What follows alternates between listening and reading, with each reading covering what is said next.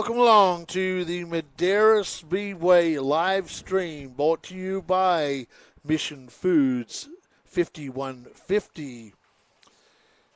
And, of course, Nut Up supporting our live stream. So big welcome along to everybody. I'm Outback Andy Foster. My broadcast partner tonight is my regular partner, Stephen Blakesy. Welcome along to this awesome night, powered by Mission Racing Style Tortilla Chips. We got some cool chips there. Yeah, we got the chips in the booth here at Madera Speedway, and they're good. We had them last year. Yep. Last year they were the IndyCar shape. Now they got IndyCar, and they've got what looks like a motorbike. Motorcycle, yep. Looks like motorcycle. a motocross bike to me. Is it a motocross bike or is it a road bike? Let's have a look. It could be a hybrid of both. And it's kind of like one of those Dakar bikes with the big front on it. Yep. So Turkey Triple Open, there's one of 4 divisions.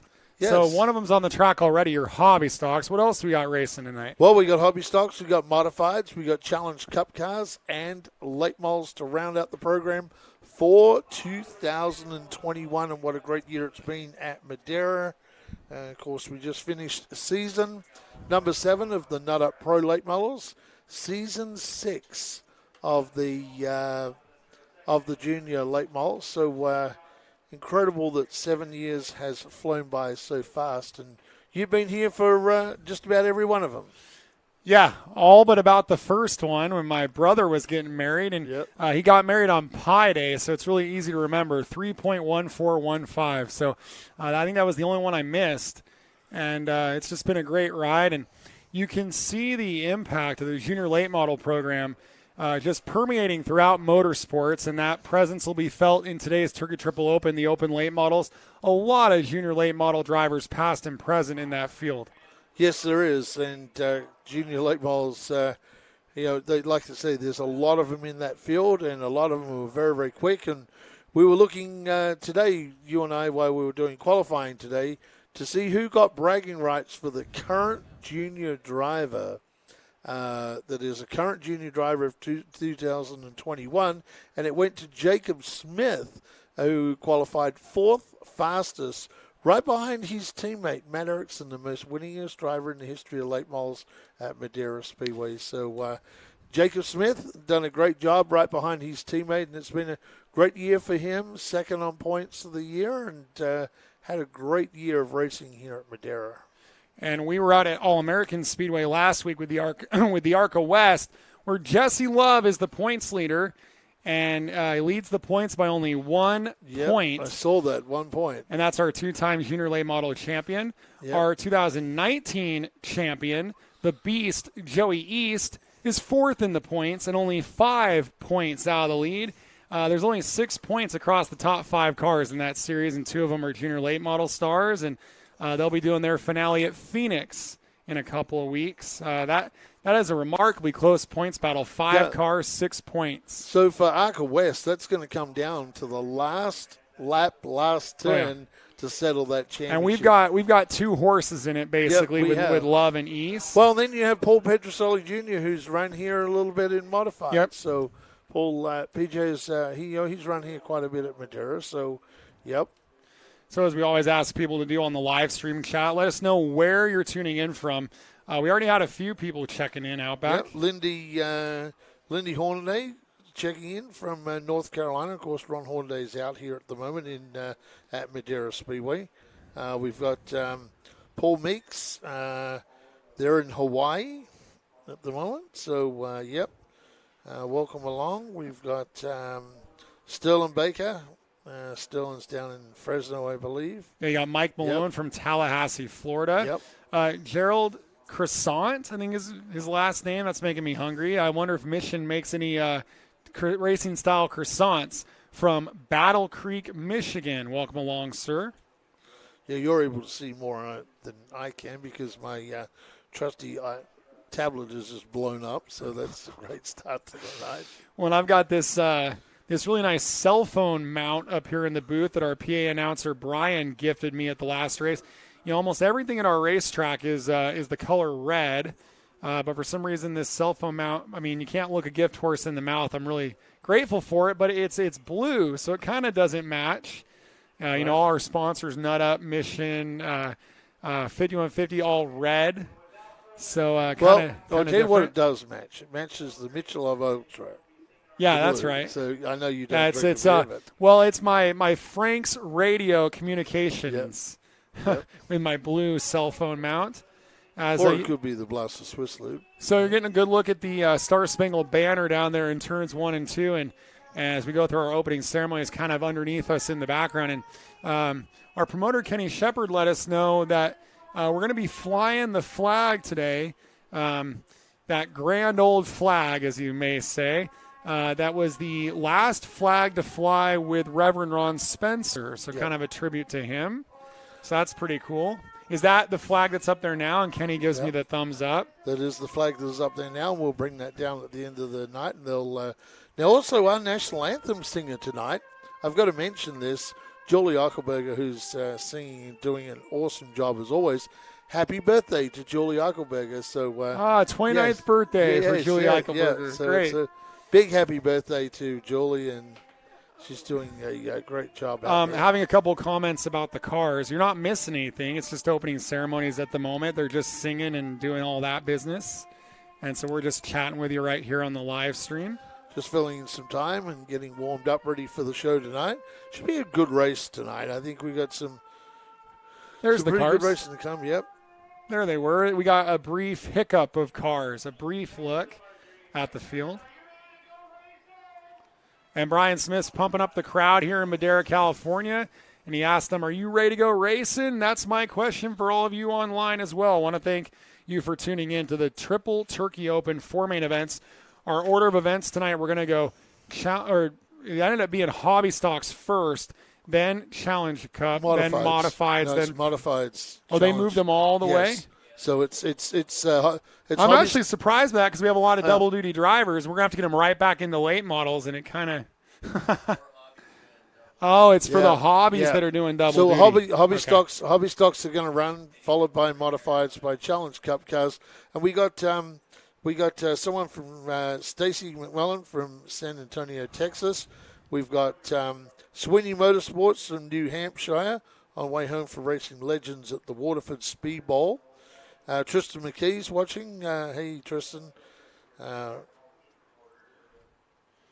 And Madera, California, where are we in the universe, Outback? Where are we? We're in the central California. We're in the what you call the breadbasket of the nation. Yep. And a lot of times you'll see behind there, you see all those cars driving by. Well, that's the back fence of the pits is out there. It's fairly narrow at that particular section of the pit area.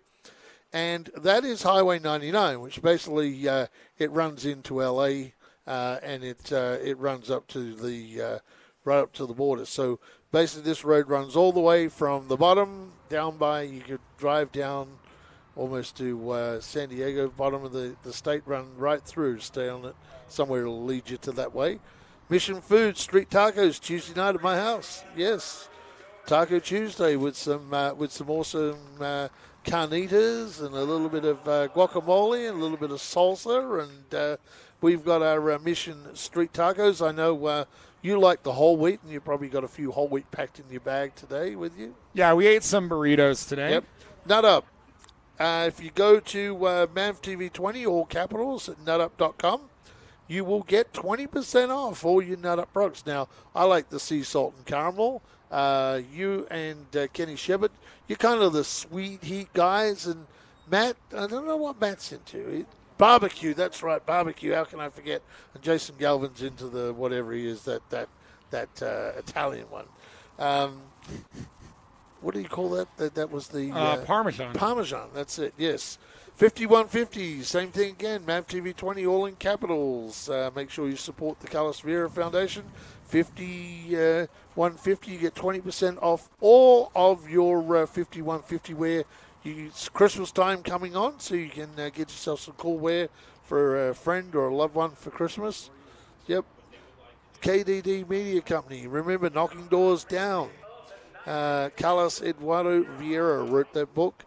It's the story of breaking through the darkness and finding redemption And the podcast, they have some big names on the podcast. Oh, yeah. They get Carmen Electra and Lamar Odom and all kinds of cool people. I just got handed the Pro Late model lineup. Want to thank our scorekeepers for that. Kenny Shepard and John Williams, they did a really good job of picking who has the cameras because look at where all 8 of them are. Well, in fact, there's out of the top 10, there all will 8 be of the 9 cameras. cameras. 9 cameras, huh? 8. 8? Yeah, Lyles and Pierce. Lyles and Pierce don't have cameras. Yeah, there's 8. So we got position 8 and position 5 don't have cameras. Yeah. The rest do. Yeah, the whole top 10 has a camera. So our promoter, Kenny Shepard, he might want to steal a camera off of one of those cars and maybe throw it back on that hobby stock of Howard Holden if he wants a real show. Because you got what's that? Well, I would love that because right now our top 10, 8 of our top 10 have a camera. So we're going to get a lot of the same shots, if you will. So, I'm interested to see how that hobby stock at Howard Holden does. Speaking of the hobby stocks, it's time for our Madera Racing on MAV TV presentations here for the Turkey Triple Open. We've got the hobby stocks coming up on the racetrack, and I can hear you, Kenny Shepard. I got my hand up. He's trying to get a hold of our camera guys down there. But Outback, we're about to introduce the starting lineup for this Turkey Triple Open for the hobby stocks. And got a comment, where's Landon? Landon Lewis is going to be on the pole position. The 15-year-old from North Carolina will be on the pole tonight. Well, look who's on the pole. There you go, Steve Lacey. Look who's on the pole. Is that Landon Lewis? No, it's not Landon Lewis. That's on the Frank pole. Yeah. Yep. Yeah, the Frank pole. Frankly, I'm ready to talk about the starting lineup for your hobby stocks here, Andy. Okay, well, we will go with that. Stephen Blakeslee. Go from the front to back. We'll start out with starting in position 1. He is the 2020 and 2021 Madera Speedway Hobby Stock Champion. It's Manny Gonzalez Jr. Alongside Manny Gonzalez Jr., that hot red rocket, that Camaro of Rod Baronian. Yeah, and he's taking over the championship-winning car of Super Steve Schermerhorn. They paint it red. Steve was like, they painted my car red. I have to get used to that. All right, the second row, the 2 car, Donnie Large Jr. Just saying, but he's been looking pretty good this weekend. And the 07 of Thomas Suarez. Move to row number 3, Howard Holden. Howard Holden back in a hobby stock and alongside with a 15.643. That's a pretty sizzling time for a hobby stock, and Nick Rowe in the 21 car. And a new visitor in the truck. He's going trucking. He's a driver originally out of Washington, old super late model driver. He's 68 years young, says Rick Suarez. He said you can't tell that he's 68. Brian Philly going trucking in the RCM number 17. So, again, our running order today, Andy, you were saying it's going to go hobby stocks and then modifieds. Challenge Cup guys. And the Pro Late models. So I know we have a lot of people tuned in for the Pro Lates. That's going to be the last of our main events tonight. Yes, it is. Well, that's interesting to see that Steve Schermerhorn car in red, isn't it? That looks totally different, that car. And want to send our best wishes to the Schermerhorn family. Of course, his father passing away from kind of a combination of COPD and the effects of COVID-19. And his mom had been really sick, and Steve as well. So, and of course, my father passing away in August from pancreatic cancer, and Mike Mulvihill on his Enduro car in a couple weeks is going to carry some tributes on it for the Blakesleys and the Schermerhorns. So that'll be pretty cool. Yep. So he gave me the heads up on that. Mike Mulvihill, before we started, that's one of our camera guys. He was while I was in the bathroom getting ready, he was over there putting oil in his daily driver. He had the check engine light on. So hopefully there's no check engine lights on his 1982 Caprice in the pumpkin smash. And there's that tribute for you, Andy. He's going to have on the car. It's pretty cool, right? Certainly is. I think we're going to be going one to go next time around here. And according to Race Monitor, we're going to be going 50 big ones here for the hobby stocks. That's a long race. And then it's going to be 500 to win. And then, of course, for drivers like Howard Holden and the 07 of Suarez, the 2 of Large, they got to run 100 laps in the late models later tonight as well. So they got a lot of racing ahead of them, Andy. I'm surprised Manny Gonzalez Jr. didn't run up for that race as well. Here we go. Here we go. May have happened if Chuck Aguirre was here tonight. And the 99 up on the outside, Rod Baronian. We know the Baronian names from, of course, the four-cylinder cars. Yeah, that's Greg Baronian's brother, the Baronian team out of the Selma area. They run around with the Myrics and stuff. But right now, Manny Gonzalez Jr. on the inside leads lap number 1.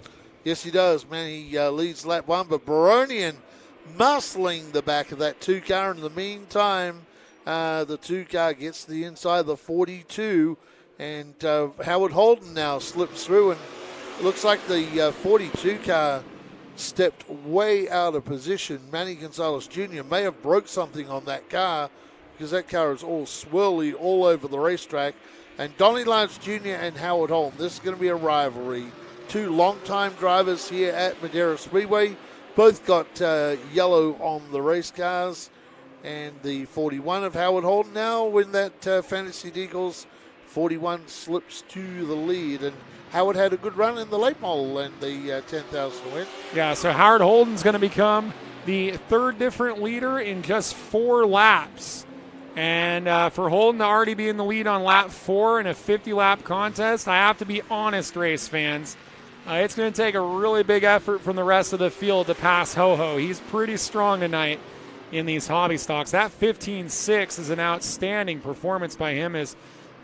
Looks like Brian Philly in the truck is taking it down there into the boneyard. So it looks like things are over for Brian Philly perhaps in the truck. Yep, Brian Philly and Manny Gonzalez Jr. is just running around. He's got some issues with the 42, and I believe Chuck Aguirre is not here tonight. So, Manny just ran his best lap of the main event here on lap number 6. So whatever was impeding Gonzalez, he's starting to get it figured out. And we're only 7 laps in. He's got enough time. He could very well run down the leaders and get himself into this race. Yeah, a caution could really square things up. But Ho-Ho has a half a lap lead over Manny Gonzalez Jr. Yeah, so it's Ho-Ho, Howard Holden, Donnie Large Jr., Rod Baronian, Thomas Suarez, Nick Rowe, your top 5. Of course, the car on your screen, the 07, Thomas Suarez running 4th. He's going to run triple duty at the Turkey Triple. Yeah, I love the look of that car, too. Because he's also going to run in the Challenge Cup. And I'll tell you a bit more about his Challenge Cup car in a little bit. There's something unique about that car you may or may not know about, Andy. Things are tightening up for 3rd here. Yes, they are tightening up for 3rd. Suarez closing in on Baronian. And we got a spin.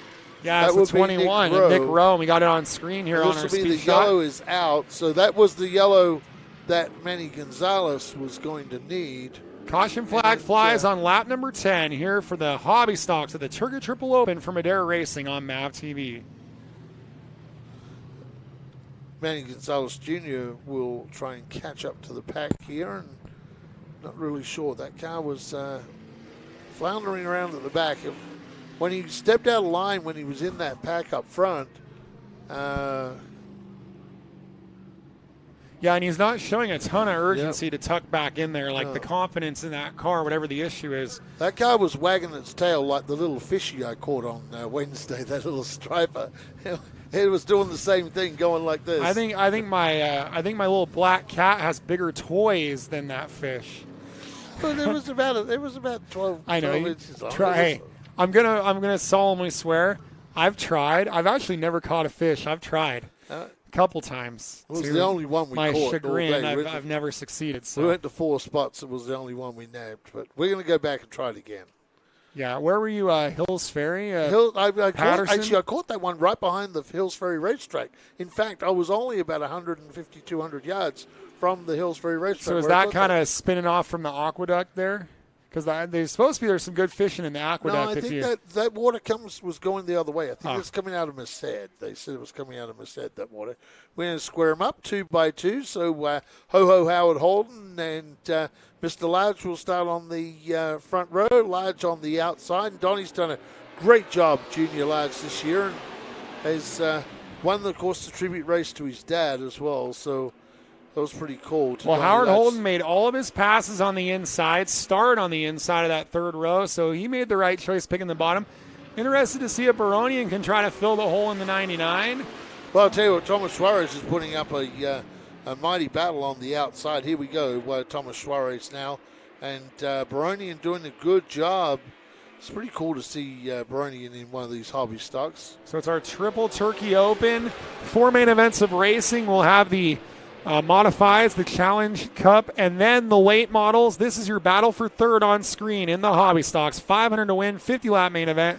And they're having a nice little battle for third. Yes, now that's the 99 is the former Eli Bazan car from back Well, and then in it the became day. the Steve Schermerhorn car. Yep. So that car's got a ton of wins here. No pressure on Baronian whatsoever.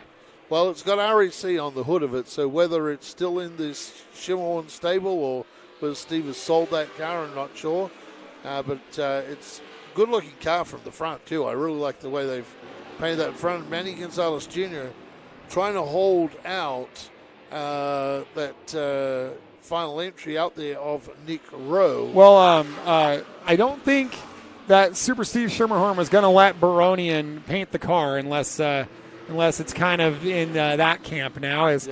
Looks like Rowe on the inside there got the deal done. Looks like Baronian is holding off the driver of the 07, Thomas Suarez. Yeah, it's going to be the big battle to the final podium position. Who gets to talk to you down there in victory lane? But Thomas Suarez just made a nice move, and Baronian coming back to the inside of Suarez.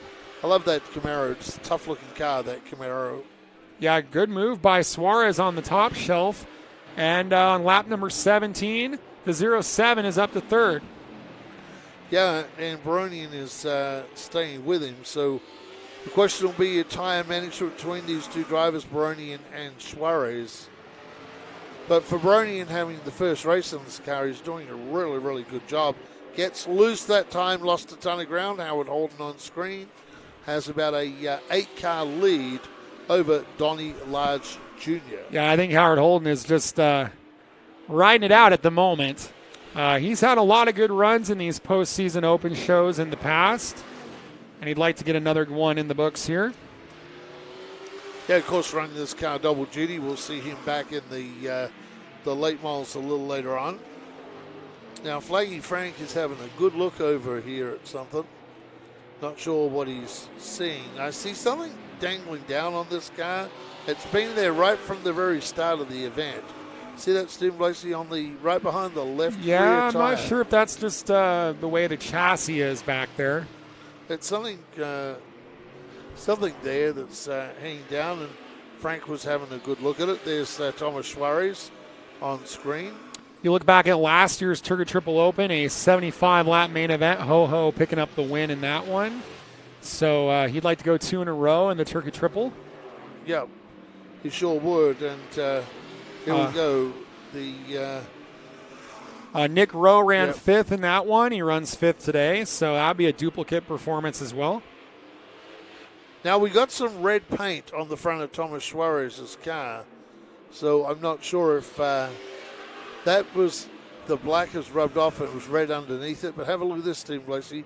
Right front, there was a huge mark, and I'm thinking he may have got into that car of Baronian and moved him out of the way. And right now at the stripe, as we see the cross flags, we are halfway in this main event. Halfway home, Andy. It's been all ho-ho. Howard Holden took the lead on lap 4. There he is in the 41. Donnie Large is second. Rod Baronian, Suarez, and Nick Rowe, your top 5. Rowe is right on the tail end of the lead lap, right in front of Howard Holden. Yeah, he's going to go a lap down here because Howard Holden is going to make that move in the former Richard Herzog car. Yep, Rowe and Herzog kind of teaming up there, and Holden has now lapped all but the top 4, and the driver he'll put his sights on is Rod Baronian. Trying to see if he can't run down Baronian. And the gap between Holden and Baronian is 12.8 seconds. And they're running, so he's about 3 seconds behind Baronian right now. So at the rate he's going, he will get there before this race is over. Yes, he will, Stephen Lacey. Howard Holden now has stepped his lead out by 3/4 of the front stretch of the Madera Speedway. And poor Manny Gonzalez just limping that car around the outside line as he's about to get lapped by Suarez. And Manny's lap times have fallen down to the 17.5, so they've fallen off a ton here. Yeah, something wrong with that 42 driven animosity. Yep. Pretty comfortable advantage right now for Ho-Ho. Hey, I think you could buy a pretty nice sleigh of toys with $500 for Ho-Ho here. Yeah, you certainly could. Certainly could buy a bunch of toys. And I tell you what, Nick Rowe, trying to hang on to the lead lap, was hoping the caution would come, but Howard Holden blew by, so too now Donnie Large Jr. And Nick Rowe's super loose out of the turn. Now, I was talking to Donnie Large in the pits, and he was saying they've been moving some weight around on that car, getting it the way they want, and they're really happy with the setup on that car. They feel like they've improved a lot. I suggested, hey, take some weight out for the Pro Late model race, and he said, well, we kind of have the weight where we want it and don't really want to mess with it. As there's a look at Donnie. Yeah, Donnie Large Jr. having a good run. Second place so far for Donnie Large Jr. in this event. I can see our modifieds get into position on the back straightaway here at the Turkey Triple Open. And, 7 hobby stocks, 5 modifieds. Unfortunately, the 42 of Avila is not going to start, so we'll start 5. And then I think a really intriguing race for the Challenge Cup. We have 7 of them. But then the late model main event with a couple of hobbies in there, but 21 cars. And that race is unique, Andy, because it's 100 laps, one shot. No breaks, no gimmicks. Straight through, 100 laps straight through. And that will certainly be the main event of our Turkey Triple Open. So stay tuned for that here on Short Track TV. I'm kind of thinking you might be good for the interview here with Howard Holden. You think? Yeah. Okay. Kind of thinking you could do this one for us. Okay. Of course, you get to see these drivers a lot more often with our club races. And, Manny Gonzalez is taking it to the pits. Yeah, Manny Gonzalez now is pulled off in the 42 car. So 2021, 2020 champ. Yeah, Manny he'll get Gonzalez. to celebrate in a couple weeks with us on November 13th. Look for the RSVP details on the banquet to be coming soon to racemadera.com. It's pretty cool that we're even able to do that. Want to thank the fair, want to thank the county and everybody. We're going to do a full-blown indoor banquet, so can't wait for that. I bet we'll live stream it. I'll definitely be there to help host it.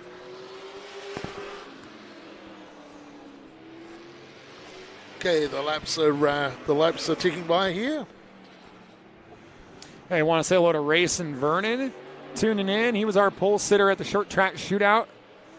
And most certainly he's tuned in to see what happens in our Turkey Triple Open for the late models. Thomas Suarez is broke.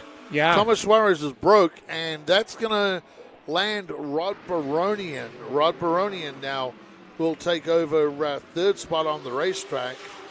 And he has just gone a lap down to Howard Holden, trying to keep Donnie Large from passing him. So Thomas Suarez broke. That's incredible. So close to the finish of this race, Sam.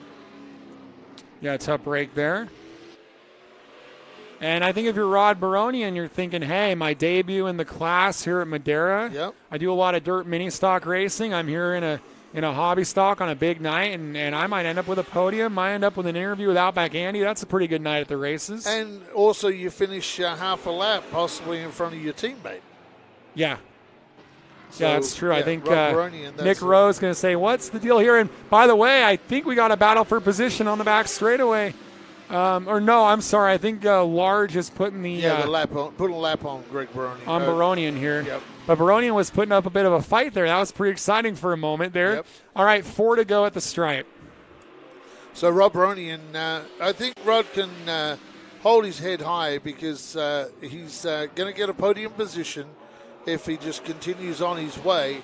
And I'm sure his spotter's going to get on the radio to him and say, you're almost half a lap in front. You only have 3 laps to go. And just keep doing what you're doing. You're not going to get passed by anyone else. And you just stick that car on the podium for the first time. So for Steve Schimhorn to see that car continue to be on the podium, and especially for Eloy Bazan, who sold that car to Steve Schimhorn. Of course, Eloy's another guy that's recovering from the dreaded COVID as well. Flaggy Frank's got the white flag in hand for Howard Holden. And White flag now for Howard Holden. So Howard will drive that Fantasy Deagles car down the back section of Madera Speedway. And Nick Rowe trying to not get lapped here by Howard Holden. Successfully does that. It's the pink and white checkered flag. $500 win for Howard Holden. He's going to lead Donnie Large Jr. There he is. The 99 Rod Baronian, 21 Nick Rowe, and unfortunately a DNF for the 07 Thomas Suarez to round out your top 5.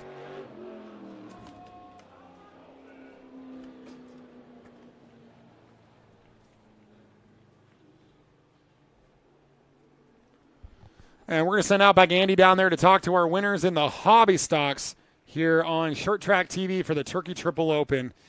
And again, we got our modifieds coming up next. And so can't wait to see that modified race. See what kind of lap count they do. Looks like we're going to take a quick commercial break and be right back here on Short Track TV. Is that your stomach growling or the sound of thousands of horsepower circling the track? Fuel up for race day with Mission Foods. Supercharge your taste buds with fast and easy to create recipes that are winner circle delicious. Try some of our mouth-watering tacos to piled high nachos, fresh chips with guac, and more. Start those engines because Mission has you covered from the green flag to the checkered flag. Now that's too fast, too tasty.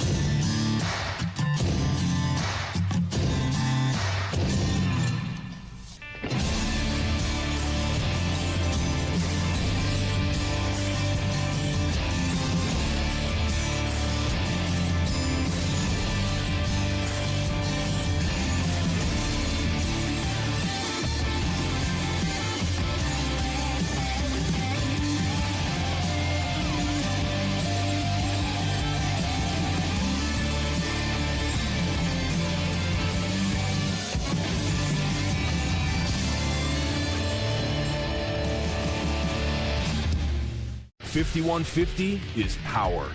The power to overcome. The power to persevere. The power to set your life on a course for success. When you're faced with the challenges life throws at you, you focus and do what is needed to go beyond what is required.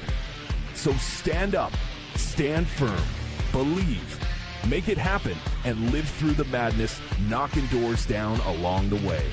We are 5150. Well, welcome back to Madera Speedway, the Short Track TV live stream.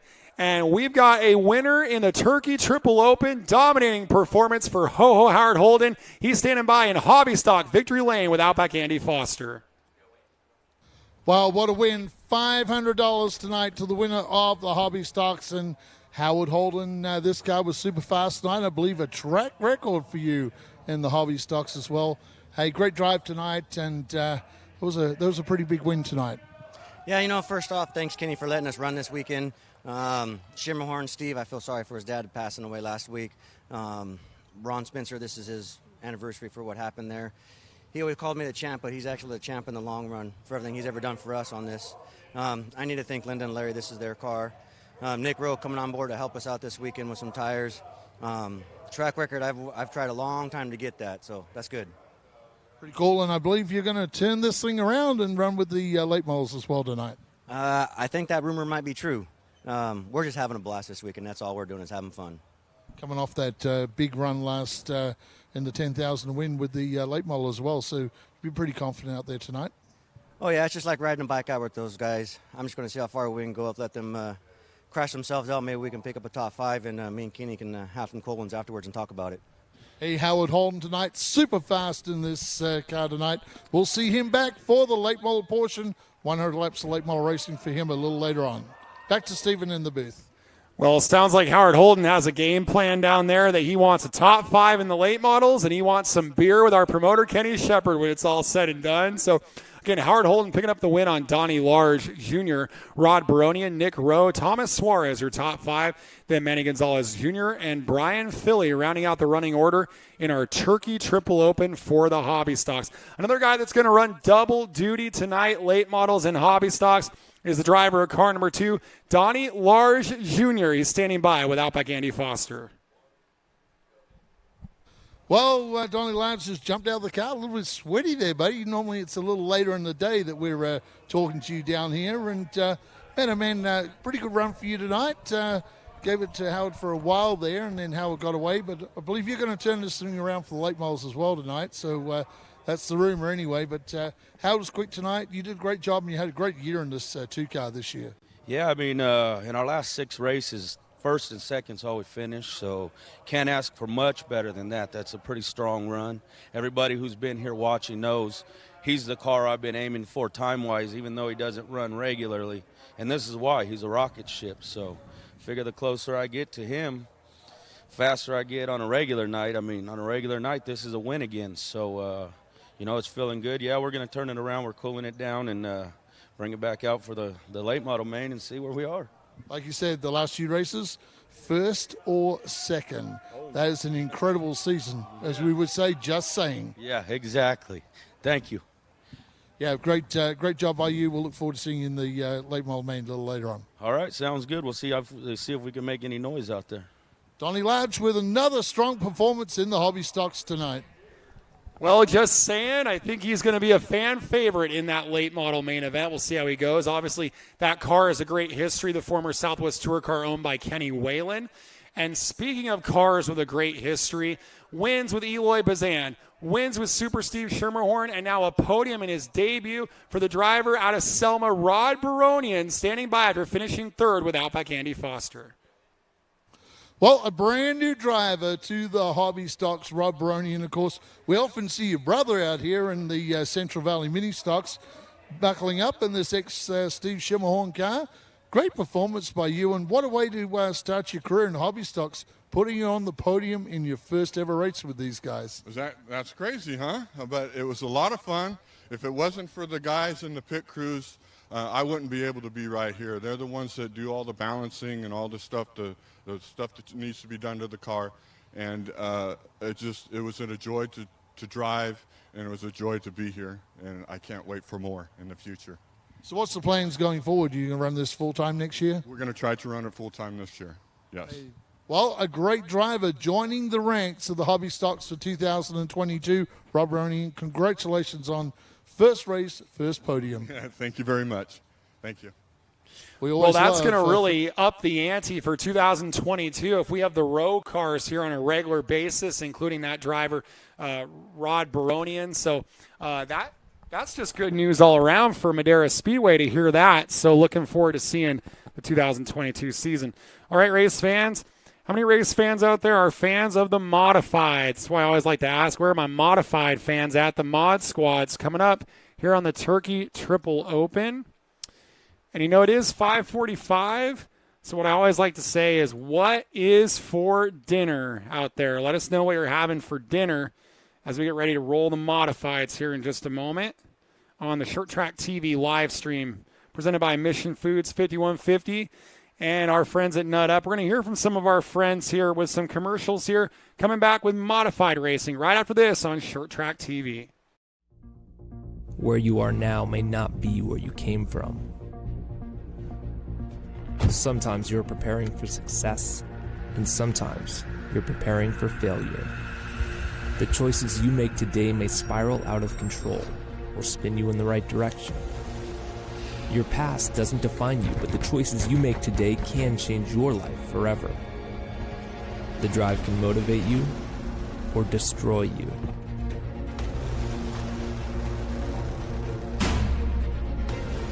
But you have to find a way out. Discover a riveting real-life story of recovery that will inspire you. Believe, make it happen, and live through the madness, knocking doors down along the way. Read the true story of how Carlos Vieira nearly destroyed his life and lived to tell about it. And don't miss others telling their powerful stories on our podcast. Visit kddmediacompany.com. Race fans, please support the brands that support our sport. NutUp Industries and NutUp.com is the primary sponsor of these free live streams for our fans to enjoy. Please go to NutUp.com and enter the code MAVTV20 for a 20% discount on all of their great, healthy almond snacks. Please visit NutUp.com and support the brands that support our sport by entering MAVTV20 for a 20% discount to say thank you for this free live stream tonight. Since 1977, Mission Foods has been creating fresh and authentic Mexican food products. Put some Mission in your kitchen, race fans. As we like to say here at the Madera Speedway, support the brands that support our sport.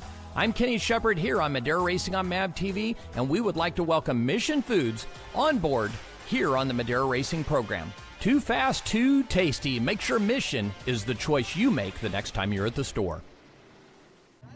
All right, welcome back to Short Track TV, the Triple Turkey Open, live from Madera Speedway in Madera, California. I'm Stephen Blakesley. My broadcast partner, Outback Andy, is a man of the people. He's kissing babies, talking to people, just having a great old time in the stands while our modifieds roll onto the racetrack. It's like I say about Jason Galvin. If you're not in the booth, I can say whatever I want about you. As there he is. There's the Australian Persuasion making his way back into the booth. By Andy Foster. You know, you're going to do the modified interviews too. So you're going to get some open wheel excitement here. We got some crate motors. We got some open motors. And they're going to go head-to-head in a 50-lap main event. Again, it was a tough break that the 42 Rick Avila was not able to take the start. We got a variety of cars in this one, and I'm kind of curious. I would say I don't really have a clear picture of who's going to win this main event. This should be a rather interesting one. So our mod squad on the grid, pick your favorites. And again, like we said, there's some crate motor cars, some open motor cars. The Coonfields, they told me in the pits which one of them's an open, which one of them's a crate. And I might have it backwards. I don't know if our promoter Kenny Shepard knows the answer. I think the 2 is an open, 25 is a crate, but I might be backwards. So I feel bad on that.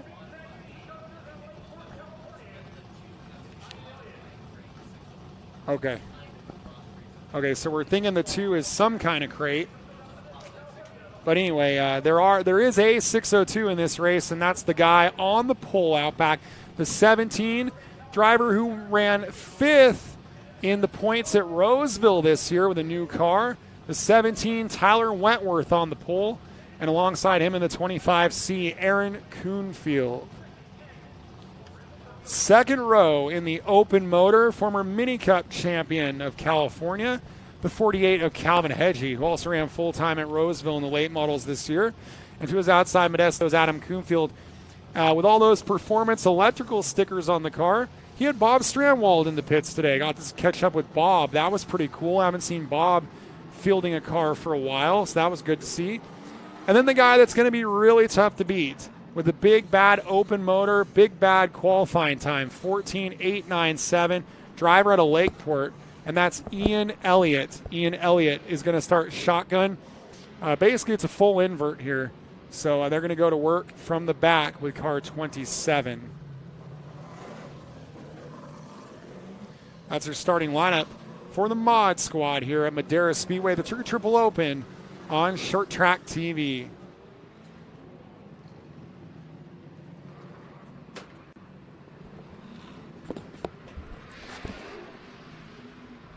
Well, Tyler Wentworth, who I don't know if he's ever raced here before. Didn't get a chance to talk to him. I think this is the first time he's ever raced here. And he's going to end up being the pole sitter in his debut appearance at Madera Speedway in the 17. Again, 5th in the points at Roseville in their Jaws Gear and Axle limited modified program there, which runs almost exclusively crate motors. So he'll take that crate motor modified. He had 6 top 5s this year at Roseville, so pretty good season. Okay, we should be getting the one to go, I believe, at the line this time. How many people think on Short Track TV that Ian Elliott can win this race from the back? Let us know in the comments. Our promoter, Kenny Shepard, had his hand up. So we'll see what the running springs, heating and air number 27 can do. All right, out back Andy Foster. We welcome you back to the booth for 50 laps of open wheel racing coming up. Yes, open wheel cars. Good to see the modifieds here. And the 25 car will start on the outside. And we're off and running with our mod squad. The ground pounders working it through 1 and 2. Wentworth on the bottom. Look at the run by Coonfield on the top. Coonfield using that momentum on the top side. Yeah, Coonfield now, both Coonfield cars up on the high line. So Coonfield trying to get around Tyler Wentworth. Yeah, Aaron Coonfield leading lap number 1. Tyler Wentworth, the Rockland driver, went to Rockland High School, so I got to root for him a little bit, right? As they're battling out of turn 4. Aaron Coonfield in the lead. Here comes Adam Coonfield. Adam Coonfield coming, and Calvin Hedgie is boxed in back there. So he's going to have to get up on the high line because I don't think there's going to be too much doing down low because that 17 has been blocking that inside, although the 17 has gone up the racetrack, tried to block the 2. It didn't work. And Hedgie sticks with the inside. What do I know as the 17 comes to a halt? Tyler Wentworth has come to a halt. Yeah, I don't know. I don't know if the contact with the 2 car of Adam Coonfield is what sent him into the infield or if he was starting to go around and then got hit. And it'd be interesting to see on a replay here. But the 17 and the 2 making contact through turns 1 and 2. Our first caution flies on lap number 3.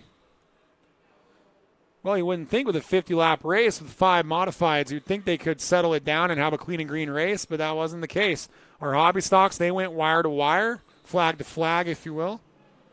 Yes, they did. Let's see if we can dial up our friends. Yeah, there we go. Check it out on our replay on your screen here. We'll see what happened to Tyler Wentworth and Adam Coonfield. Yep, here they we sail go. it off into turn 1, Coonfield to the bottom. And then you get down here, and the 17 comes down. Yeah, on I think. the 2. I think 17. That might have been a bit of inexperience, not knowing this racetrack, and just came down a little bit. But officials have relegated the 2 of Adam Coonfield to the back for his involvement. We've been doing that all year long. If you're involved in an incident, you will go to the back. Okay, cool. We got YouTube back up. So Aaron Coonfield's going to restart on the outside of Calvin Hedgie for the upcoming restart here as we're 3 laps down, 47 to go. And Calvin is riding a big wave of confidence. He just had his best late model performance last week at All-American Speedway. And it was pretty cool. He was battling with the points leader, John Moore, and actually fended him off in a battle right around the 3rd position. So that was pretty good, or for 5th, I should say. Fought off the champion for 5th in a late model, and now he's here in a modified. They told me in the pits, they said, we're a lot more confident with our modified program than our late model program. So let's see what he can do on the bottom here. Your leader is that 25. We're underway. Yeah, Calvin Hedgie was kind of blocked in. We talked before that yellow. All of a sudden things happen, and he gets to the lead going down the back. Wow, what a move by Calvin Hedgie on the inside. And Aaron Coonfield just did not get going. He had taken the lead on the top. Calvin Hedgie leads lap number 4. Yeah, and Ian Elliott is coming too. Ian Elliott in that 27 car from the back. Now and the the Coonfields side by side. It is the 2 of Adam now has that over Aaron. And, of course, Tyler Wentworth involved in that battle. So it's a kind of a good 3-car battle going on. Oh, man, Aaron Coonfield has dropped like a rock. It's almost reminiscent of Manny Gonzalez in the hobby stock race where you wonder if there isn't something wrong there. He has fallen all the way to the back. Battle is for the lead, and you'll see that going into turn number 1. Ian Elliott is all over the back of Calvin Hedgie here on lap number 6. Yeah, that running springs entry all over the back of Calvin Hedgie. Of course, Calvin, a former junior late model driver at Madera. And the Mini Cup champion of the past. Only ran 1 year of Mini Cups and then went straight up into these cars. That was another thing I talked to the Hedgies. They said that quarter midget time was really valuable for them, but they felt like you needed a year in between, and that's why they ran the Mini Cup first. But right now, all that doesn't matter. Elliott. He's got company for me and Elliott. Yeah, Elliott to the inside. And Elliott with a power move through the turn was able to drive under. You often see that coming out of the turn, but Ian Elliott was able to drive under Hedgie in the turn. And that was kind of a power move. Well, and he takes the lead on lap number 9, and that car does have a lot of power, Andy. We saw that car running pretty good in the North State Modified race here a few weeks ago, and now it's running really nice here tonight in the Triple Turkey Open. Ian Elliott on the move. Yes, he is on the move, Ian Elliott, right now. So he's on the move in that 27 entry, and he's just moving away from Calvin Hedgie, who's coming under pressure now from the number 2 of Adam Coonfield. So Adam leading Aaron, and they have kind of left the 27, the 25 C of Adam Coonfield. In fact, that is not. It's the Calvin Hedgie and the 2 of Coonfield fighting out for those podium spots. And so right now, Ian Elliott, the driver who ran 3rd here for the Mission Modifieds on MAV TV back on August the 7th, is in the lead here tonight. Calvin Hedgie in 2nd. 3rd is the 2 car of Adam Coonfield. Then the 17 of Tyler Wentworth. I'd say Wentworth is having a very solid debut, and Aaron Coonfield rounds out the top 5. Yeah, Wentworth, if he hadn't have driven across the front of Coonfield, I think he would be even further up here. Yeah. I think I agree with you on that. Doing a good job racing his way back, though. Calvin Hedgie, pretty interesting. He seems to be doing more modified racing than late model racing these days. We saw the 2 car of Adam Coonfield on screen, and like I was talking about earlier, it was cool to see Bob Stranwald in the pits. You see the Performance Electrical stickers on that car. Yeah, no, it's good to see Bob Stranwald back involved with racing once again. Of course, we had Dave Bird as his driver for a number of years in the tour cars. And this was a big year for Dave Bird, as you saw on MAV TV, inducted into the West Coast Stock Car Hall of Fame. What a great driver. Dirt, pavement, wherever you put him, Dave Bird's a great driver. Well, how cool was it to have Bird and Pettit in the same year? Yep. That was pretty special for us to broadcast for Madera Racing on MAV TV.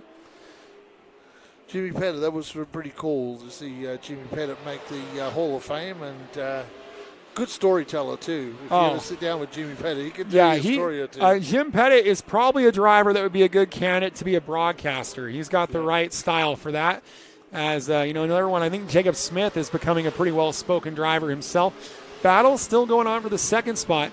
Calvin has pulled ahead by about a car length in this battle. Yes, he has. Pulling away from that 2 car of Adam Coonfield, but pulling away, Ian Elliott has just driven away by about 8 car lengths from Calvin Hedgie. Yeah, and the 17 of Tyler Wentworth, he's starting to make up a little bit of ground on these guys. He's, he's going to learn every lap here at Madera. We've done 22. We have 28 to go. And he's certainly, he just gained 2/10 the last time around on the battle for 2nd and 3rd. The 17 of Wentworth is squarely entering this battle, Andy. Yeah, he's on his way. He has Adam Coonfield in front of him in that Performance Electrical number 2 car. So he's tracking him down, like you said, pretty quickly right now. There's your leader, Aaron Coonfield. Well, that's Aaron Coonfield at the back of the order. Yep. Aaron Coonfield, like you said, just roaming around. That maybe there's a problem with that 25 car, because normally you'd see that car a lot more competitive than it is right now. Yeah, he's wanting a caution to see if bringing everybody together might benefit him. We'll see. As like we said, Ian Elliott, who has podiumed in both of our Mission Modified, North State Modified races this year. 3rd place in both of them. He's going to get a win on the Turkey Triple Open if he can hang on to it. 24 to go for car 27. Yeah, getting loose that time was Wentworth out of turn number 4. He is really pushing that 17 now. And you can see his track to the back of the 2 car. Kind of goes like he has been faster in one set of turns and Coonfield's been faster in the other end. So the 48 of Calvin Hedgie has left this battle behind in 2nd place. Oh, we got an air cleaner on the racetrack. Yeah, we have an air cleaner. I think that's off the 2 of Adam Coonfield. Yeah, if you look, is anyone going to run over that? I don't even. That almost could have been. We almost could have just let it roll in the infield and stay green. But we're going to go yellow, and that's off of the 2 of Adam Coonfield. Cautions come out lap 27 with the 27 of Ian Elliott, your race leader here from Madera Speedway, the Turkey Triple Open for the Modifieds. Well, question is where the rest of that is, like the Echelon element and the top part of it as well. Well, take a look when he comes by the 2 of Adam Kuhnfield. I think it's just a little bit lower on his car. Yep. So there's there it is. Yep. There's the nice now, K&N. Can you run without that? You could run without it. You just hope debris don't go down there. I'm not sure where the nut for that would have ended up. Maybe they found that as well, but that's not super cool. So a caution on lap 27 for car 27 of Ian Elliott. He had built up a 2.9 second lead, Andy, and that goes by the wayside. Yep, does go by the wayside, and that allows Calvin Hedgie to regroup and think about things. And Tyler Wentworth was starting to gain on Adam Kuhnfield, but you wonder if maybe Kuhnfield, maybe he was giving up a little bit of performance by losing that, and that's why he was falling into the clutches of Wentworth. Yep. Well, the air cleaner is free now, so that's there's going to be no restriction on airflow on that 2 car. Just got to hope you don't pick up any debris. The problem is with that you could pick up anything, any tire, remnants of tire out there could get in. So it's not ideal having that carburetor wide open like that without any protection. So let's hope for Kuhnfield that nothing gets down in that air cleaner, or you could even get a piece of tire stuck in the butterflies and leave that throttle hung open. So let's hope everything's good for the 2 car. Going green next time around for the Modifieds at the Triple Turkey Open. Your race leader is that driver on the inside, the 27 of Ian Elliott. He'll start alongside the 48 of Calvin Hedgie for the restart. 23 laps to go in our modified main event. As they work their way out of turn number 4, Hedgie's got a great opportunity to use his horsepower on the top. Great restart for Ian Elliott. We're back underway. Well, if Ian Elliott gets away, Hedgie will want to try and scramble down in front of the 2, which he does, of Adam Kuhnfield. So Hedgie slots his way back into second where he was before we went yellow. And it's kind of tightened things up. Now, interesting, Stephen was saying for Aaron Kuhnfield, maybe a restart and see how he goes. Well, on this restart now, you'll see if we get a camera shot of this down the line here. He's hanging on the back of the 17 of Tyler Wentworth now. So sliding, power slide from the 2 of Adam Kuhnfield. Yeah, and that's going to allow the 48 of Calvin Hedgie to separate himself. And Ian Elliott just ran his best lap of the main event on lap 29. So he's trying to put this one to bed in car 27 as the rest of the field slipping and sliding. He's having a cruise control race at the moment, just cruising around the Madera Speedway. Fortunately for Rick Avila, Rick didn't get to start this race. Our good friend from Madera Speedway, and of course a champion in the modifieds here at Madera Speedway. So Rick Avila has a track championship. So he's unfortunately didn't start this race tonight, and that driver out of Pleasanton, California. So far, the battle for second, third, and fourth has been the best battle. This guy has been right in the middle of it. Adam Kuhnfield in the 3rd spot. Yeah, Adam Kuhnfield in the 2 car. Still got that better car width between him and himself and the 2 of, the 48 and the 2. But the 48's driven away. So there was a last lap was really good for the 48 of Hedgie. Doing a good job aboard that car. Yeah, so Calvin Hedgie could get a 2nd place, and I would argue that's probably going to be the best finish he's had in a modified. So he's doing pretty well right now. He's trying to hang on to that position, and everybody behind him has a lot more experience than he does. And then, of course, the experience, the horsepower, the setup, it's all come together for that man, the 27 of Ian Elliott. He's just having a sterling race at the moment. Ian Elliott came from the 4-cylinder modifieds, I believe. He's also run some Legends cars. He runs 3rd in the North State Modified points, or I should say finished in 3rd. So he's had a pretty good campaign this year. And again, a pair of 3rd-place runs here at Madera before what could be eventually a victory if he can keep it going.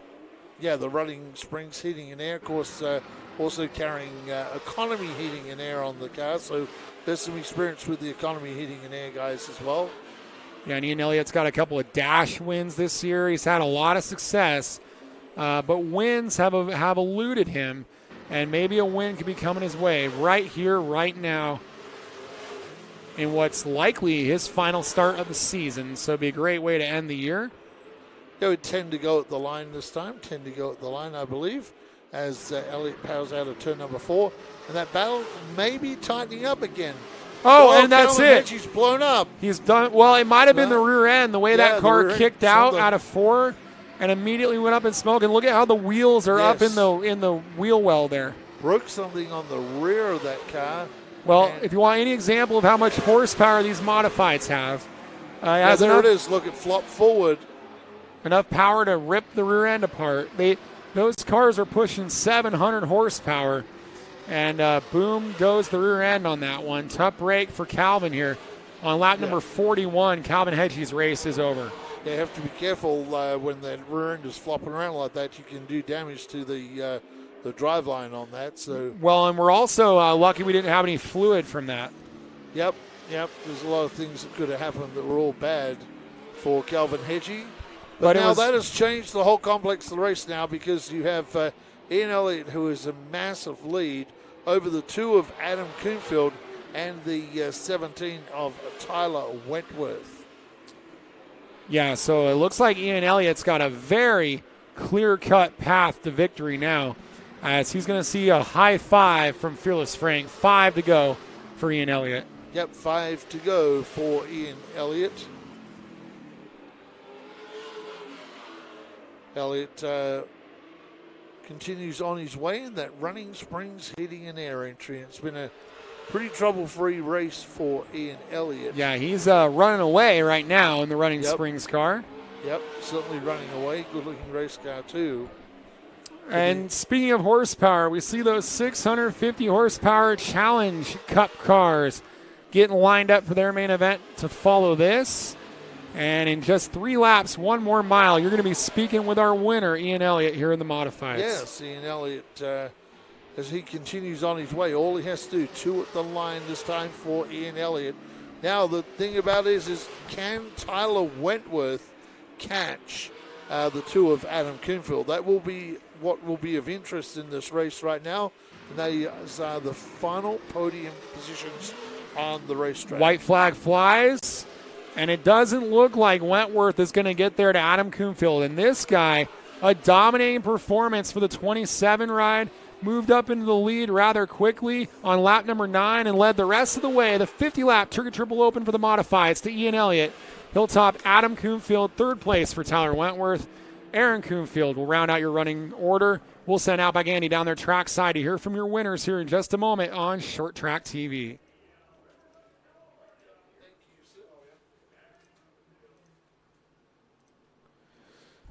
Well, I think you're going to have a pretty happy driver there who is a bit overdue for a victory. That number 27 of Ian Elliott, and he'll be down there in victory lane with Outback Andy Foster in just a moment. Again, we got the Challenge Cup cars coming up, and whole different style of racing from what we've seen so far, the amount of horsepower they have. But then they've got to really woe the cars up in the corner, and so looking forward to seeing that main event coming up.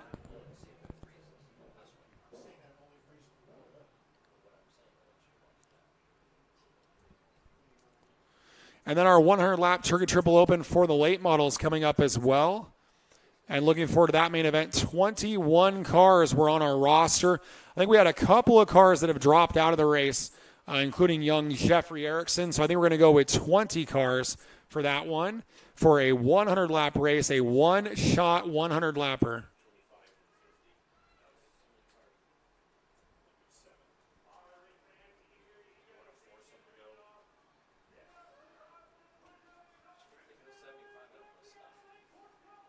Looks like Outback Andy Foster's getting ready to interview our winner, Ian Elliott, get him out of that race car.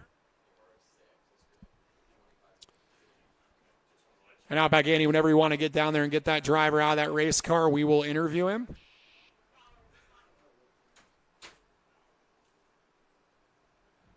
And we see that big driver, Ian Elliott, muscled his way to the win, as Al Pagandi likes to say.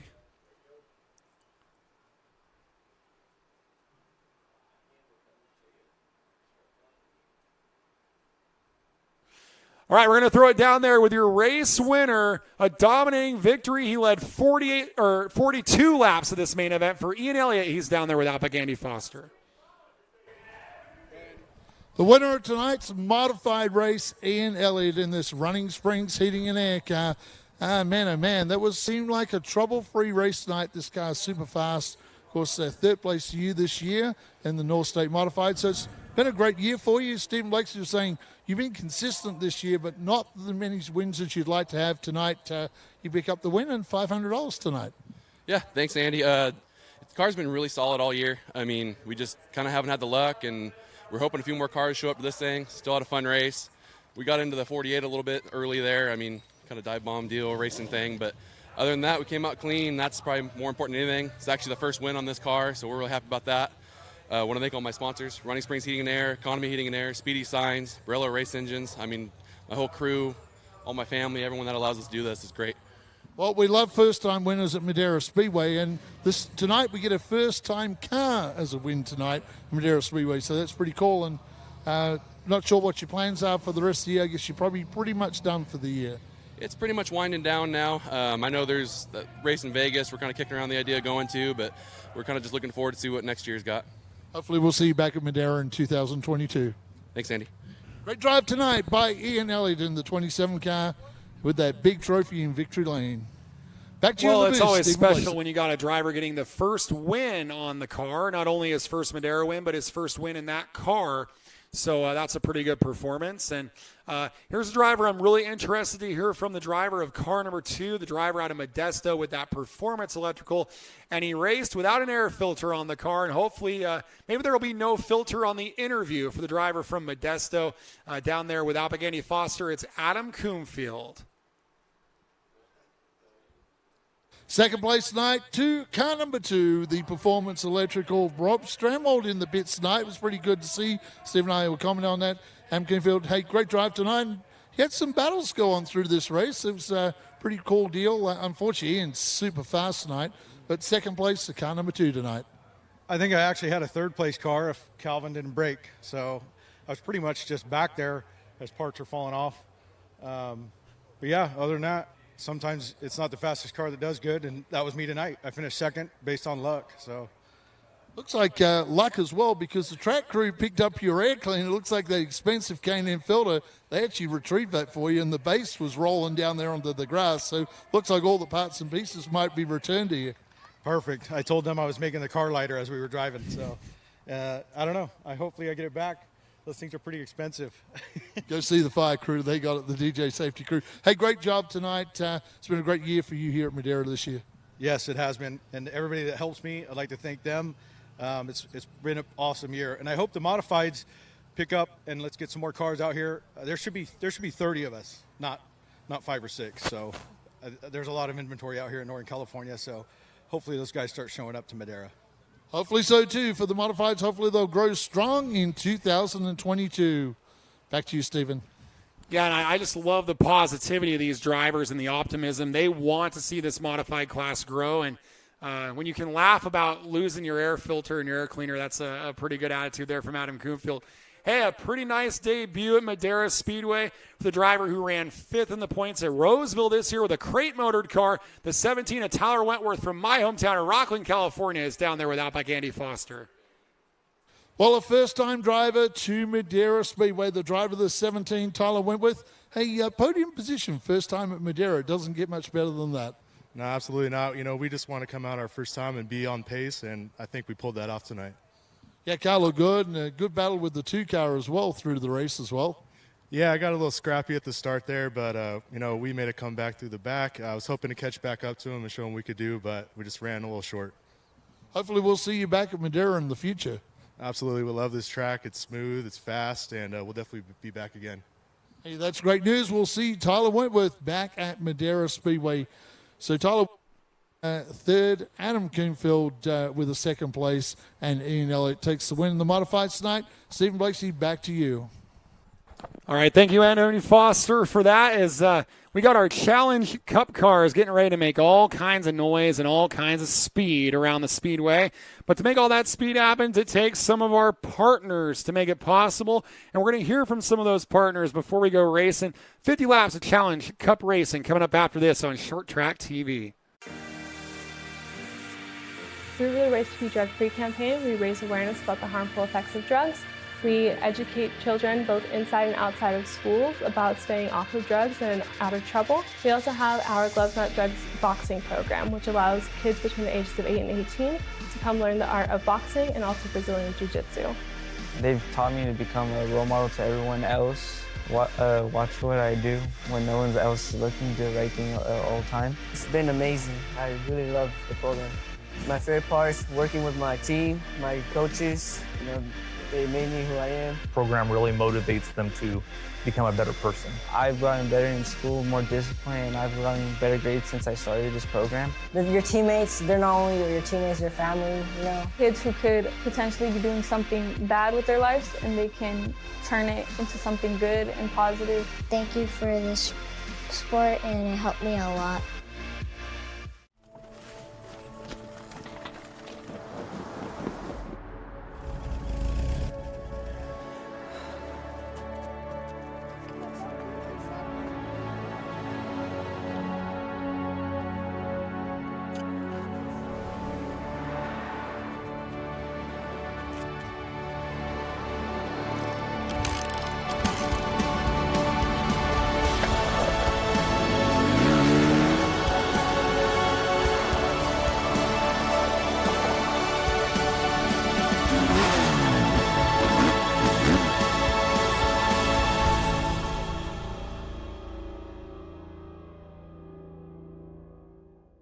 Is that your stomach growling or the sound of thousands of horsepower circling the track? Fuel up for race day with Mission Foods. Supercharge your taste buds with fast and easy to create recipes that are winner circle delicious. Try some of our mouth-watering tacos to piled high nachos, fresh chips with guac, and more. Start those engines because Mission has you covered from the green flag to the checkered flag. Now that's too fast, too tasty.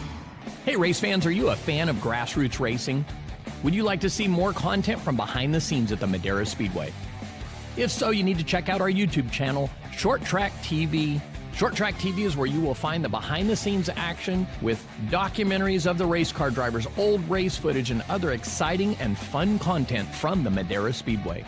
Go to Short Track TV and subscribe today and enjoy some more great content from the fastest 1/3 mile in the West, the Madera Speedway. Well, I want to welcome all the race fans from around the world to Madera, California, the Madera Speedway in the Central Valley, the heart of California, where all of our fruits and veggies are grown and where the horsepower resides at Madera Speedway, the fastest 1/3 mile in the West. I'm Stephen Blakesley, joined by Alpagandy Foster.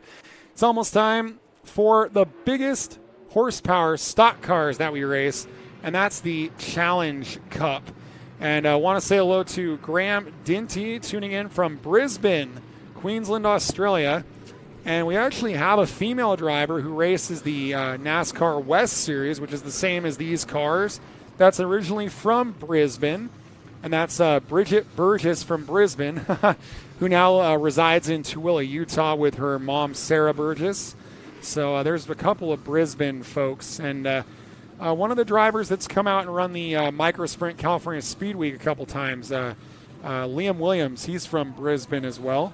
And my former crew chief, when I raced, Haverchat Lean, he's in Brisbane as well. Nice. I think he's probably tuned in somewhere tonight here.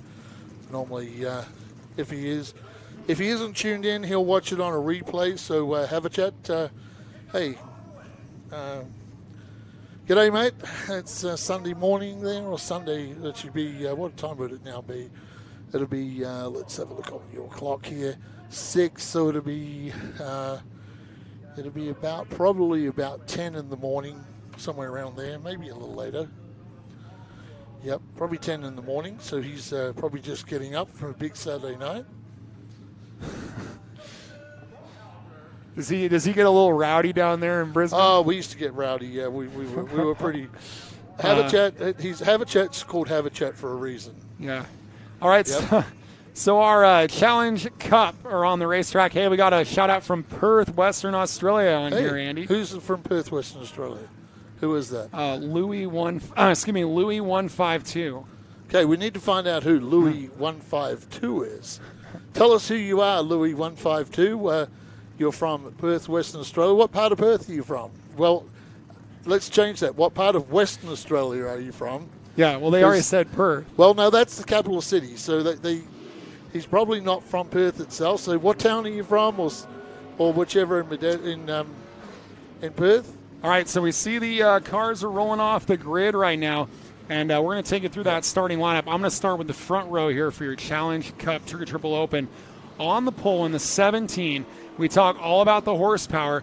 This is actually going to be a 604 crate motor in this car on the pole with a weight brake, an experimental program. The 17 of Thomas Suarez, and to his outside running double duty in the late models and the Cup cars, our all-time winningest late model driver, Matt Erickson. Yeah, we moved to row number 2, and it's pretty interesting row 2, too. You have a veteran driver like Justin Funkhauser, and on his outside, he is a former junior racer in our 5150 series, now runs with the Nut Up Pro late models out of San Jose, Jay Juleson. Yeah, our third row, normally driving the cars for Charlie Wilson. Today is in a John Krebs car, black and red, number 12. For Vince Little, and to his outside, the 14. What a beautiful car. It's the Bobby Allison tribute, also kind of the Tony Stewart tribute. For Auburn's Thomas Martin, who's probably the winningest driver in this series. Yeah, and the driver of the 55 is Connor West. And I want to tell you about that driver. He's only 14 years old, Andy. 14 years old. He resides in Roseville, California. He started the year as an F4 driver. He's a pit crew member for the Krebs. He got an F4. That's like a mini stock B4 type of car. He ran one race and then blew the motor up a couple of times. Then he ran 2 junior late model races and did really well. And his 4th career green flag is going to be one of these cars. Wow. And he's not running the NASCAR Yates spec motor. He is running one of the open motors. So a driver in his 4th ever green flag, 14 years old, has 700 horsepower underneath his right foot. So hopefully they put a golf ball underneath the pedals. Yep, he's going to be a great driver too. And for our Australian fans out there, we got some Chevrolets here.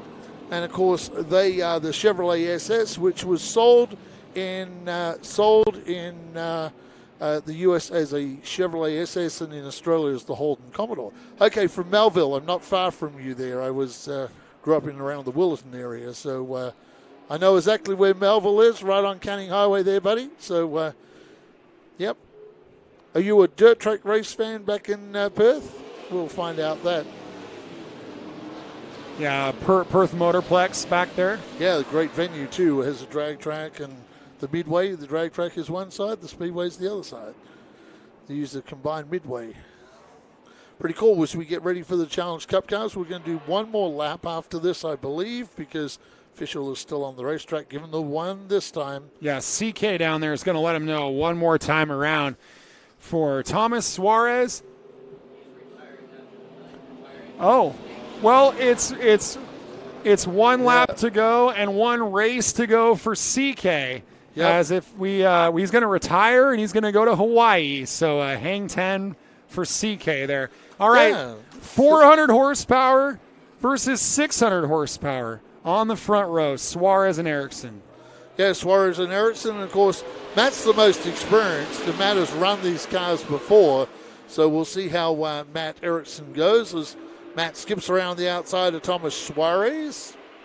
And Suarez is getting kind of gobbled up at the moment as it's the 91 of Matt Erickson and the 9, Jay Juleson, the teammates from last year in the late models, and now they're teammates in the Cup cars. And look at Thomas Martin. He started 6th, and he's up to 3rd. Yeah, Thomas Martin is charging hard. He has already joined the pack led by Matt Erickson.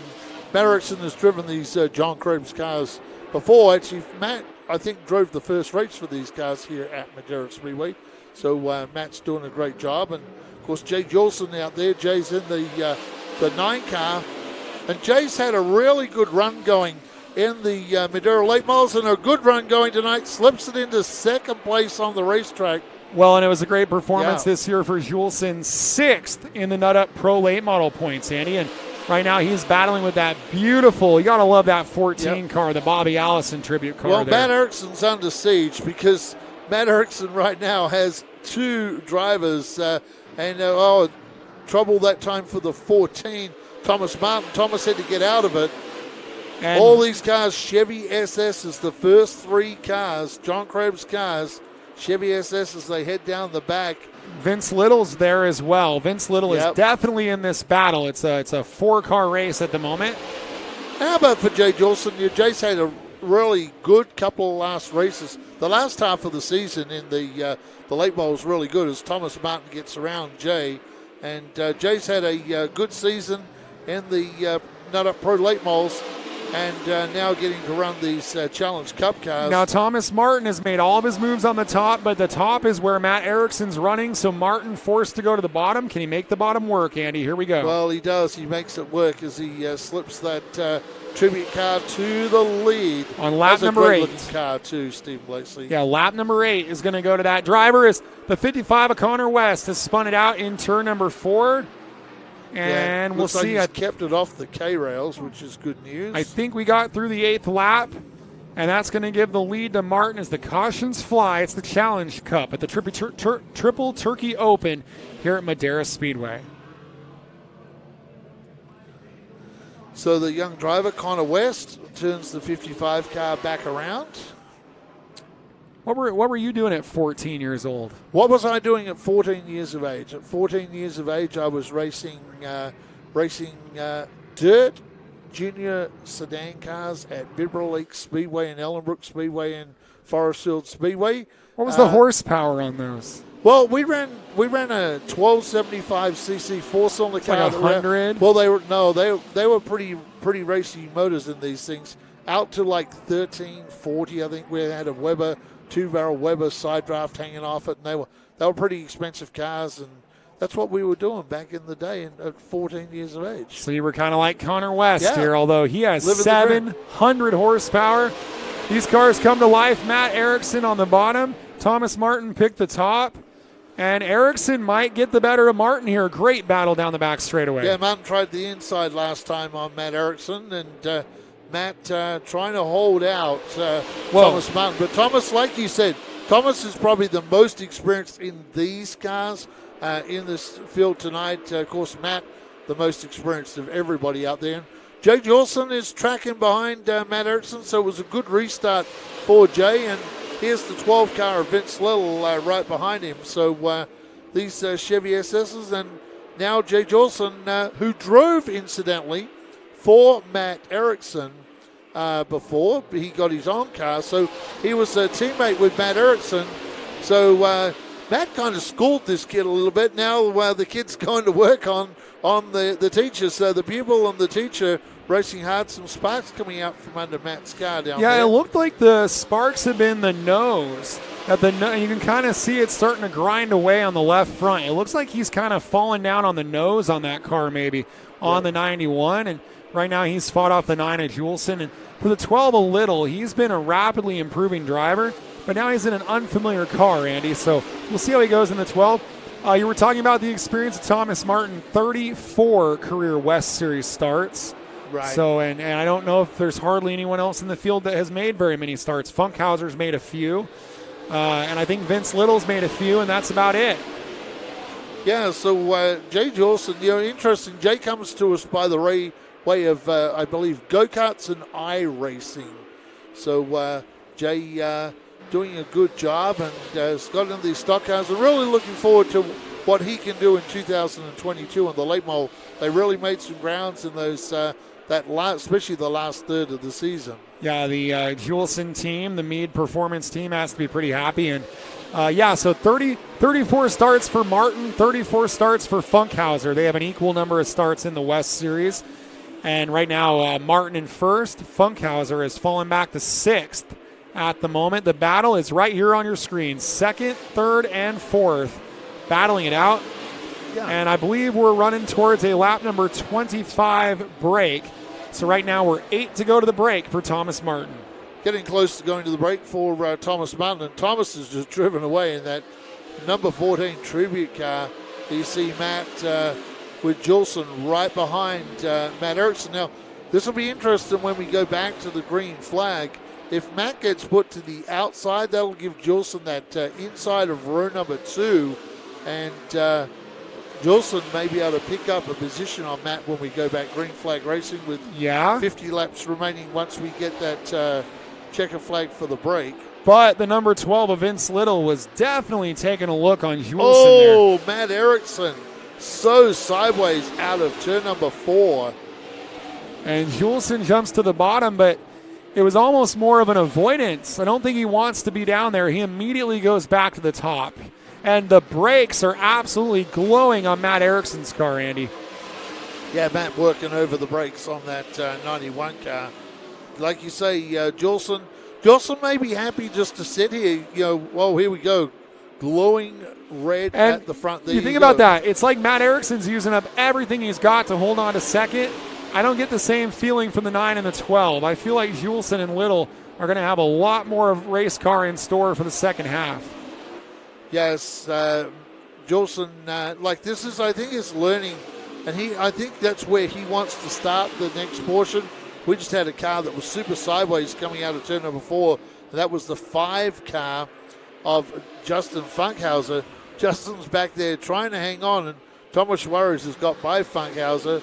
Funkhauser's super loose in that 5 car, so they need to tighten that car up a little bit. And Flaggy Frank's got the rolled up checker flag in hand to bring him to the lap 25 break. Thomas Martin's going to lead him down and see that checker flag. The first 25 lap segment in the books here at the Triple Turkey Open for the Challenge Cup. Thomas Martin, Matt Erickson, Jay Julson, Vince Little, Thomas Suarez will be your top 5 at the moment as we head into this break, Andy. Yeah, we're going into the break, and we will have a short break. Normally, when we do these breaks, you see all kinds of crew members all lined up, and we were joking around that it's almost like whatever wrenches you packed in your pockets. Are you talking to these drivers during the break? No. No, today. Nope. Okay. So we'll give the crews a chance to work on these cars. What are we saying on the old YouTube there? Talking about what's going to happen with the sprint car scene this winter or summer for you guys. Yeah, they just had a big release for the West Australian sprint car season down in Mannington. Look at all the fluid off of the 91. Yeah, pushing out of the system. So not only are the brakes hot, the motor's hot for Matt Erickson. Yeah, I don't know how he's going to be able to soldier on if he's got, we're being told 50 to go. That's a long way to go if you push out that much water, Andy. Yep. Well, maybe they're able to get some water inside that car. Crew members coming over now, having a look at it. And we also see on Thomas Suarez's car, they've raised the hood on that one. Now, he's running that 604 crate motor. You may have heard us talking about in the late models, we run 602 crate motors. And you might wonder, what's 604? Well, that's what we used in the late models in California in the mid-2000s. And it's a little bit more horsepower, about $6,500 to get one of those put together. And right now, that's kind of a new concept to be utilizing that in our challenge cars. Yep. I don't think you missed anything on the comments there. No, we've got a lot of Australian people tuned in. That's pretty cool. Remember, give us a like, too. Make sure you give us the thumbs up. Give everybody a thumbs up there. So, yep. Yes, border restrictions with the old COVID in Australia has caught people out. And, in fact, some people haven't been able to get back from Knoxville. I noticed Wade Ornger has just made his way back this week after being stuck here in the States, not being able to return to Australia. So the COVID this year might hinder some of the Speedway season this year. So let's look forward to what we have in store here at Madera Speedway. So they're kind of going back to our early 2020 days. So following this race, we'll have our 100-lap open late model race, and you'll tell us about what we're doing in 2 weeks here. Well, yeah, in 2 weeks they will have the IPAWL 14th Annual Pumpkin Smash Halloween Bash and Blow Up, 400 laps of enduro, extreme barrel race, trick and treat through the pits, and they'll have a where we smash all the pumpkins all over the racetrack. Kids go out there and smash the pumpkins. Now, that's a dangerous. Make sure you got life insurance if you're an official. Those kids will run you over. Now, you want to see? I'll tell you what. All right, so they're worse than a kangaroo. You would think there's $100 bills with these kids. These kids. Well, there in the past there has been. Yeah, well, in the past we've done that. Yeah, we trick and treat out there. But I tell you what, when Kenny Shepard, our promoter, knows when we line these kids up and we tell them, hey, you run, and we let the little kids go a second before. Tell you what, the bigger kids, they'll don't matter if you're an official in the way, you're going to get mowed over, and you'll get down there with all that pumpkin guts. It's all down there, all slimy stuff. And Kenny Shepard, he's out there in the water truck. He's safe. He gets in the water truck and puts that soapy water down. So it's mayhem. And yeah, he loves the water truck. He thinks he's like the days when he owned Chowchilla Speedway, and the track's all wet with the mud. He's driving around in the water truck. It's like having a dirt track here at Madera for that night. So Kenny gets to get that water truck a little sideways, and yep. And Rich Denman, we're being told, is entered. Yep. And that was one of the things I was going to say, is that we still want to get a few more entries for that. So if you're a derby driver, maybe you've got some old junker in the driveway. Or even a hobby stock racer. Yep. Even if you got some junker in the driveway that your wife is just killing you to get rid of it, well, a great way to get rid of it would be at the Enduro. Of course, our own Mike Mulvihill will be in this race in a 1982 Cutlass. Oh, Caprice. Well, a 1982 Caprice for Mike Mulvihill. Well, the House of Juju had a Ford Probe out there, and they had the Ford Probe out there and got, I think, third in the Pumpkin Smash a couple of years ago. So, these four-cylinder cars, these Central Valley mini stock cars, yep. The House of Juju Ford Probe got third. Unfortunately, they're going to be tied up with a pretty big race at the dirt track at Kern County. That's part of why we need a few more cars. We want to get a few more entries just to round out the field there.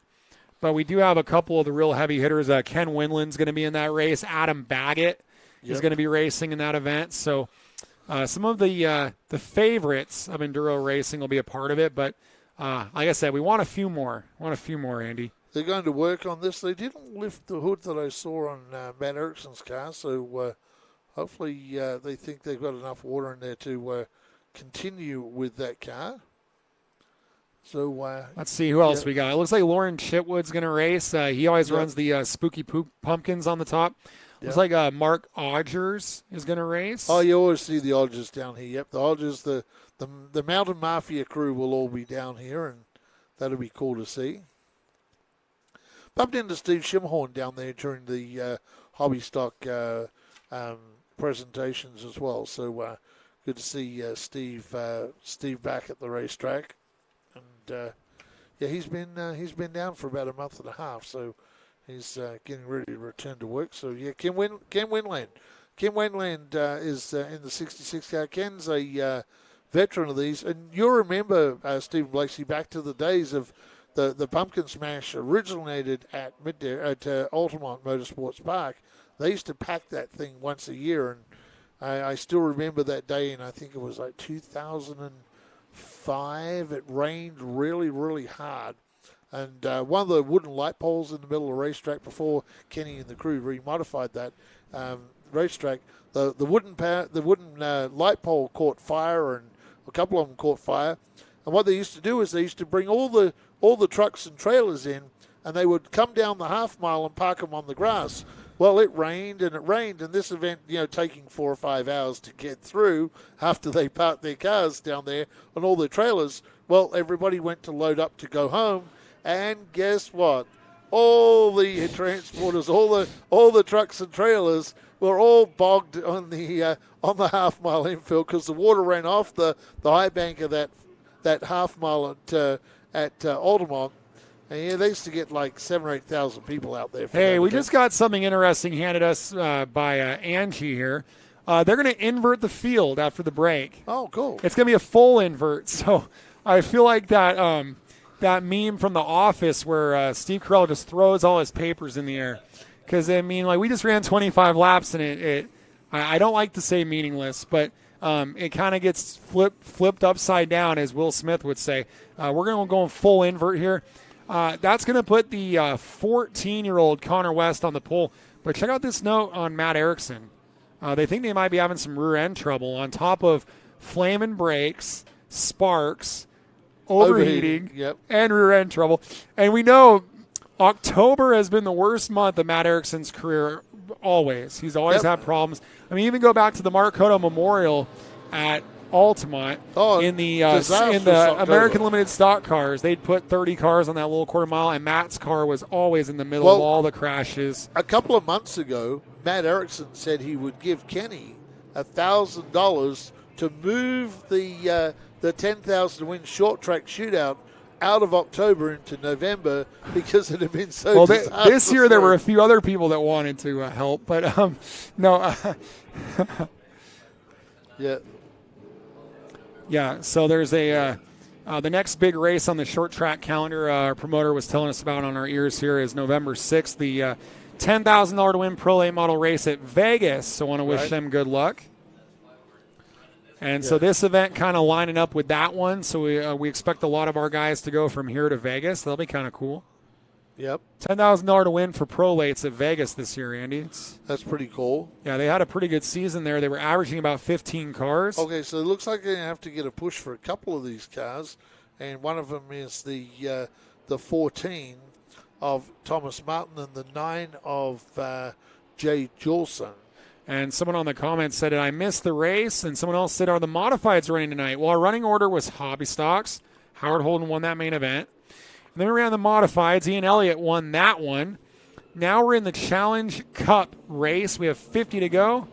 And then we're going to wrap it up with the main event, the 100-lap Triple Turkey Open for Open Pro Late Models. No points, just bragging rights. Here's one for Kenny Shepard. Has Kenny ever thought about putting 2 cones on the front stretch and doing go-karts? In fact, go-karts were supposed to be a part of the program here at Madera at one stage, that we couldn't get tires for the go-karts, so we had to cancel the go-karts.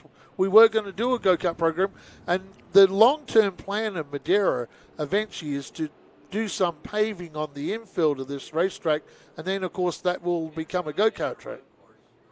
Yep. So it'll have a pit. It'll be like a go-kart roval. So yeah, it's going to be pretty cool. That's in Kenny's planning all along. He's always wanted to do that. Just with the tire issue this week, someone say, are the modifieds racing? Yes, they've already raced. It was a great race too. Ian Elliott took the win from Adam Coonfield and Tyler Wentworth. So, yes, we've already run the modifieds. We start early tonight at 5. And look on your screen, Andy. Yeah, Matt Erickson has gone back to the pit area, so we lost Matt out of the race. So let's see if we can watching from Nascimento Motorsports Shop. Hey, good evening to all the Nascimento crew. Shame you're not here tonight. You guys always turn up with great equipment and put on a good show, so missing you guys here tonight. And the 55 of Connor West, who was going to benefit from this full invert, he has pulled into the infield, Andy. So Sterling Baker quickly. No, Sterling Baker. We are not streaming the Pumpkin Smash. No, we are not. Absolutely not. So the driver who was going to take the lead, the 55 of Connor West, is out. The 91 of Matt Erickson is out. And suddenly there were 5. Yep. The drive with 5. And Justin Funkhauser, of course, the Funkhausers lost all their race equipment and their house in the fire, in the Paradise Fire. So think about those guys. It's always good to have the Funkhausers. So Thomas Suarez, our original pole sitter, he gets to be the pole sitter again here on lap 25.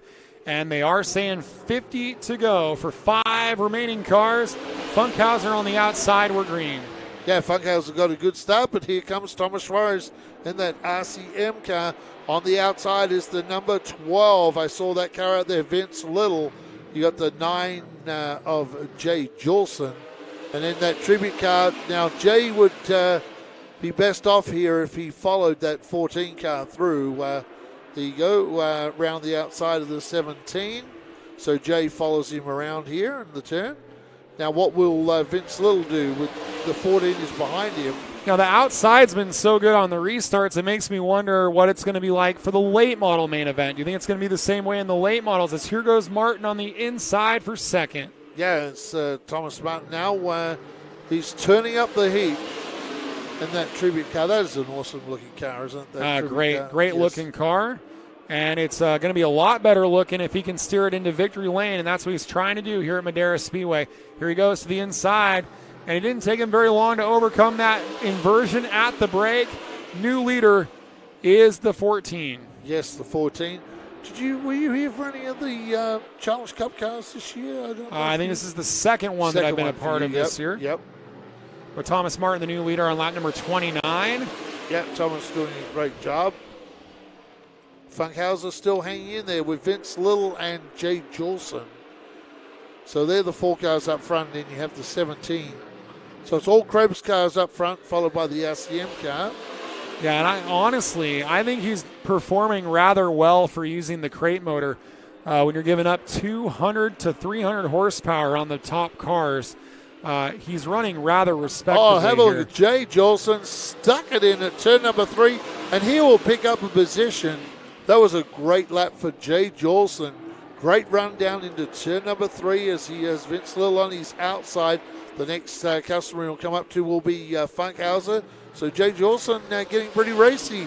And this number 9, John Krebs Chevrolet SS, or if you're over the other side of the pond, a Holden Commodore. Well, there's a couple of drivers in this field that are here at Madera that have had a lot of confidence building over the last couple of weeks. I think Jay Jolson is one of them. And Jolson credited with third at the line, and now he's going for second.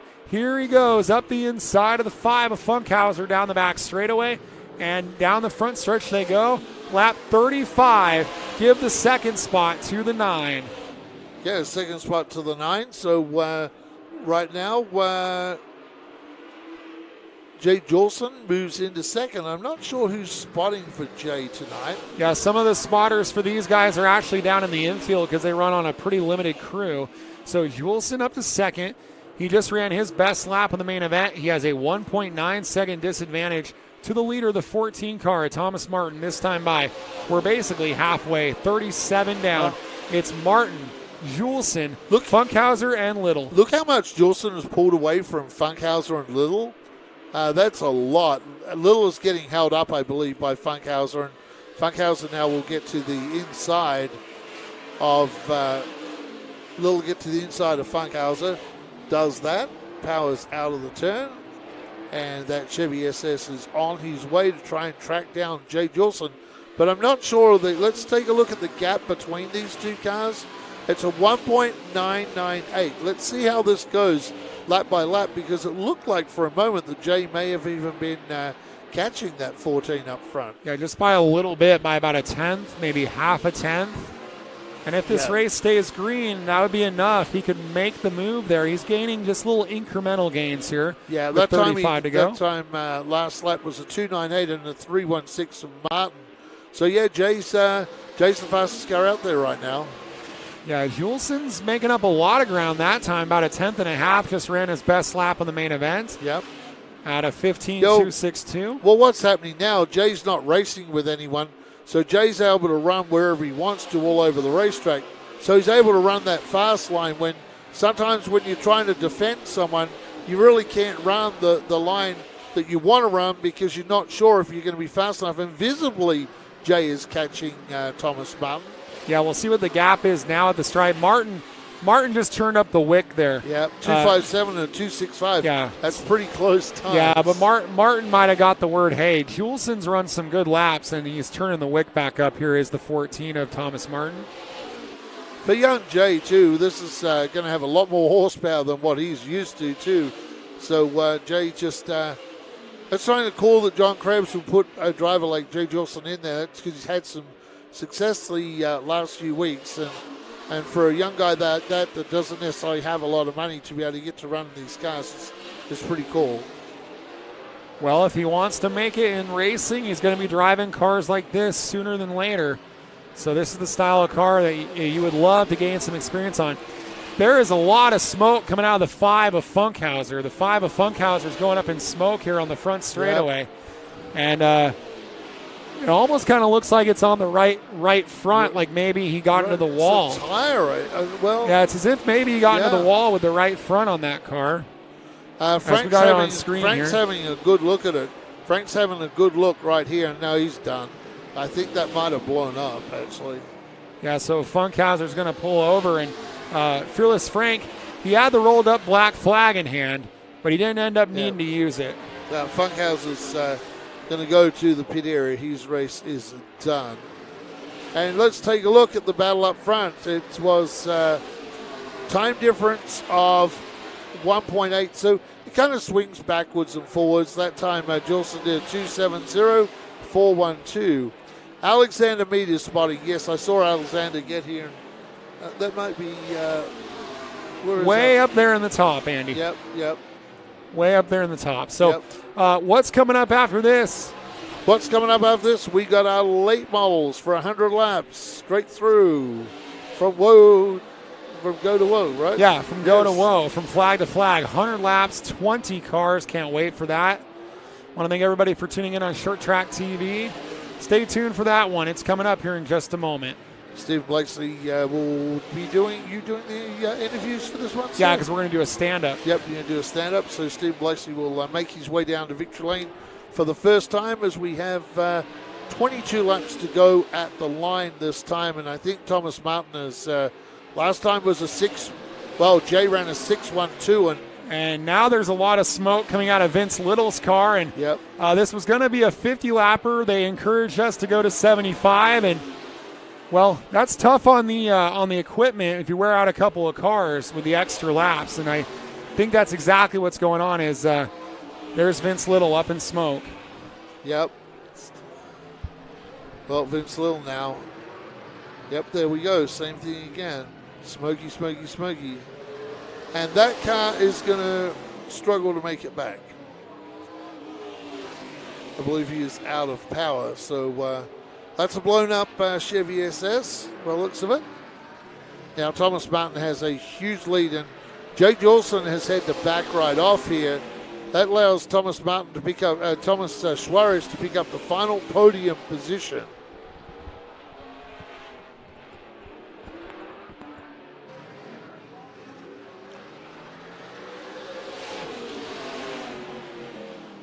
So, Jeff McCoy from Webster, Florida, welcome along to you, sir. Welcome along. All right, so we're coming around here with 17 to go for Thomas Martin. Okay, they're saying, is that a K&N East car out there? Similar. Very similar to a K&N East car. And even in our booth here, Stephen Blakesley, it's getting a very smelly, oily, burnt smell wafting into our booth. And we're in a pretty sealed booth up here, one of the suites of the former VIP suite up here. And we are smelling that oil. Certainly been cooking some stuff down there. And you kind of got to wonder maybe that Jay Jolson, if his car is not getting hot either, because he's gone out to 9s. Thomas Martin's out to 7, so all these cars just backing off and just driving around. I think 14 laps to go. They just like to get these cars to the finish. So Jay might just idle this thing around to get it. He has like probably about 2/3 of a lap on Thomas Suarez. So there's Suarez right there.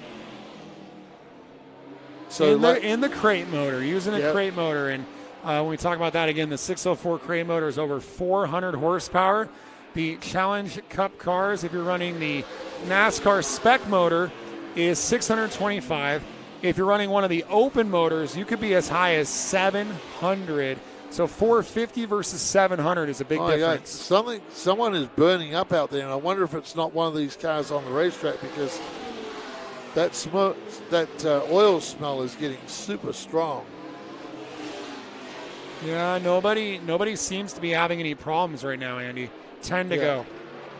I wonder if it's just some oil that's leaking out onto the headers or something on these cars. So again, we got a great field of late models and coming up right after this, and what an intriguing front row for that race, Andy. Yeah, Landon Lewis.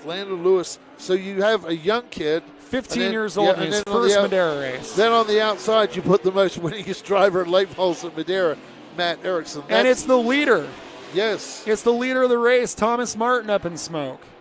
Unbelievable. Like I said. Thomas Martin, I can smell it. Here it goes again. Same thing. Bang. Frank McBee is encouraging him, wanting you to woe it up and limp it home, but 8 laps is an eternity, Andy. Now this guy's blowing up down the back, and we are going to put out the oil flag for Thomas Martin. As you know what I call that flag? Yeah. That's the meatball flag. The meatball flag, yes. And he's not, and it's not for a foot-long.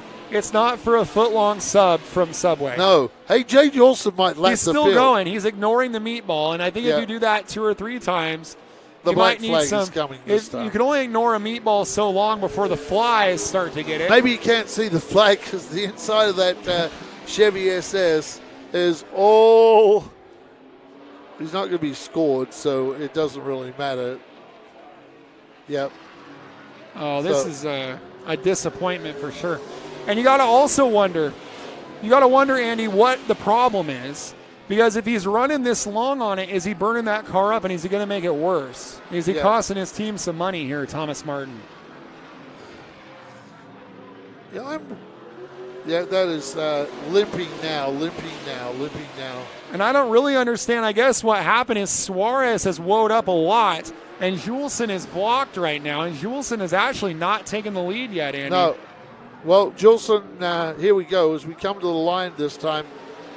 Juleson in the lead. Yeah, Juleson now to the lead. So Jay is the lone John Krebs car out there. He's trying to put a lap on Suarez here. here. Saying, I'm seeing all my teammates blow up here. I just need 3 more laps from my car. Can I get 3 more laps? So Jay Jolson in his debut in the Challenge Cup cars seemingly looks like he's going to get a win here. After that, this might be a yellow checker here because white flag is out because the 14 car has stopped going down to turn 3. So this will be a yellow checker down here as Jay gets back to the lead. So the 14 car will be credited with 3rd place on the racetrack. And our race winner will be Jay Jolson, the San Jose driver. Takes the win from the driver from the Fresno area, Thomas Suarez. Thomas in that RCM number 17.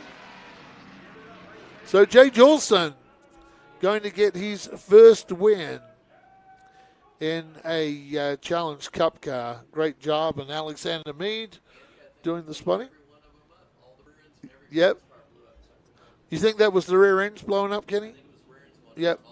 Kenny Shepard believes that there was rear end. And we had that smell, too, to like a rear end oil smell. It didn't smell like engine oil, so, yep. Yep. Well, they have destroyed the rear ends of those cars.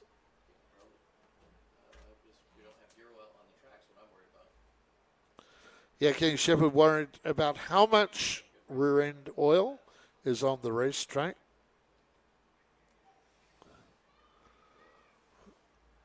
I just heard something over racing radio. There's one down there. Be a happy Jolson family tonight.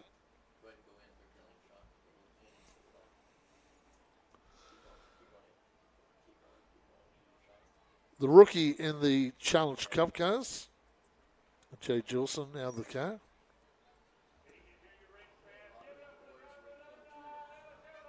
Jay Stad down there getting a video.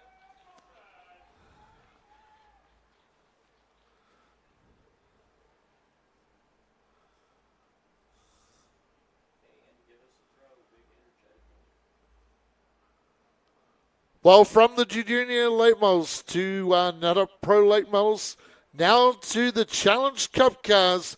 Jay Jolson takes the win. He's with Stephen Blakesley. Well, the first word in the name of this series is challenge, and that was a tough race for the field, including for your race winner, Jay Jolson. Gets the big trophy. You're pretty worn out because you told me you were out of brakes, but how does it feel to survive and win this race? Oh, it feels amazing, considering the season we had. We struggled a little bit in the pro lates. Near the end, we picked it up. So I'm glad I was able to get this ride from John Krebs. So thank you very much, John. And I'm glad I'm able to win this for him. It's an incredible car, and I'm glad I'm fortunate enough to run this for him. Now, take me through how valuable it is to get the experience in a car like this, because obviously as you work your way up the ranks, this is the type of race car you're hopefully going to be driving. Yeah, for sure. It's pretty valuable because everything in this car is sped up since you have so much more straightaway speed. So when I hop back into the pro lates next year, everything's slowed down a little bit, so maybe I'll drive it in a few feet deeper because I'm comfortable driving it in so deep with this car now. But I'm glad to be here, and thank you again, John, for giving me this opportunity. Well, a big win for this driver. Jay Jolson gets the big trophy in the Challenge Cup at Madera Speedway. Great job by Jolson tonight, and Jay saying how things will transpire for next year in the late models. So hopefully he can apply that to the late model next year. Had a great last half of the season. So Jay Jolson, a learning night tonight, and a great night too for the driver of the 17 car. That is Thomas Suarez. And Thomas is down with Stephen Blakesley. Well, the little old crate motor that could for Thomas Suarez. And you survived this race. It was a tough one for a lot of the Krebs cars. What was it like? You kind of had a knife to a gunfight, but you also weren't too far off on lap times. What was it like with what you had at your disposal, and how do you feel running second tonight? To be honest, I mean, it was what we had. Like the motor was, we were down on power. We were able to keep up with them on the straightaways, which I was really surprised with. I'm surprised we survived this. As you can see, everyone was blowing tires. Everyone was having issues. Us and the 9 car, we just managed to get through. So. And you've been racing a lot tonight. You had the hobby stock race, this race. You qualified in the late models as well. Are you going to run that? Or are you going to go for triple here? We're going to see. We're going to go back, see if the motor's hurt. Kind of overheated a little bit in the hobby stock race. See if we get anything done in that, Well, everything's getting pretty hot, which you don't expect in October, right? But second place for Thomas Suarez. Thank you very much, Stephen Blakesley. Yes, it's a warm night tonight. Actually, the weather has warmed up since the 10,000 wind race, so things are a little warmer here in Madera during this time of the year. So as you see, all the drivers sweating a little on this warm mid-October night, Saturday night. As we say, nighttime is the right time for racing. I tell you what, race fans, we bring you this for free, so we're going to play some commercials, pay some bills, and we'll be back with you real soon. Is that your stomach growling? Or the sound of thousands of horsepower circling the track? Fuel up for race day with Mission Foods. Supercharge your taste buds with fast and easy-to-create recipes that are winner circle delicious. Try some of our mouth-watering tacos to piled high nachos, fresh chips with guac, and more. Start those engines, because Mission has you covered from the green flag to the checkered flag. Now that's too fast, too tasty.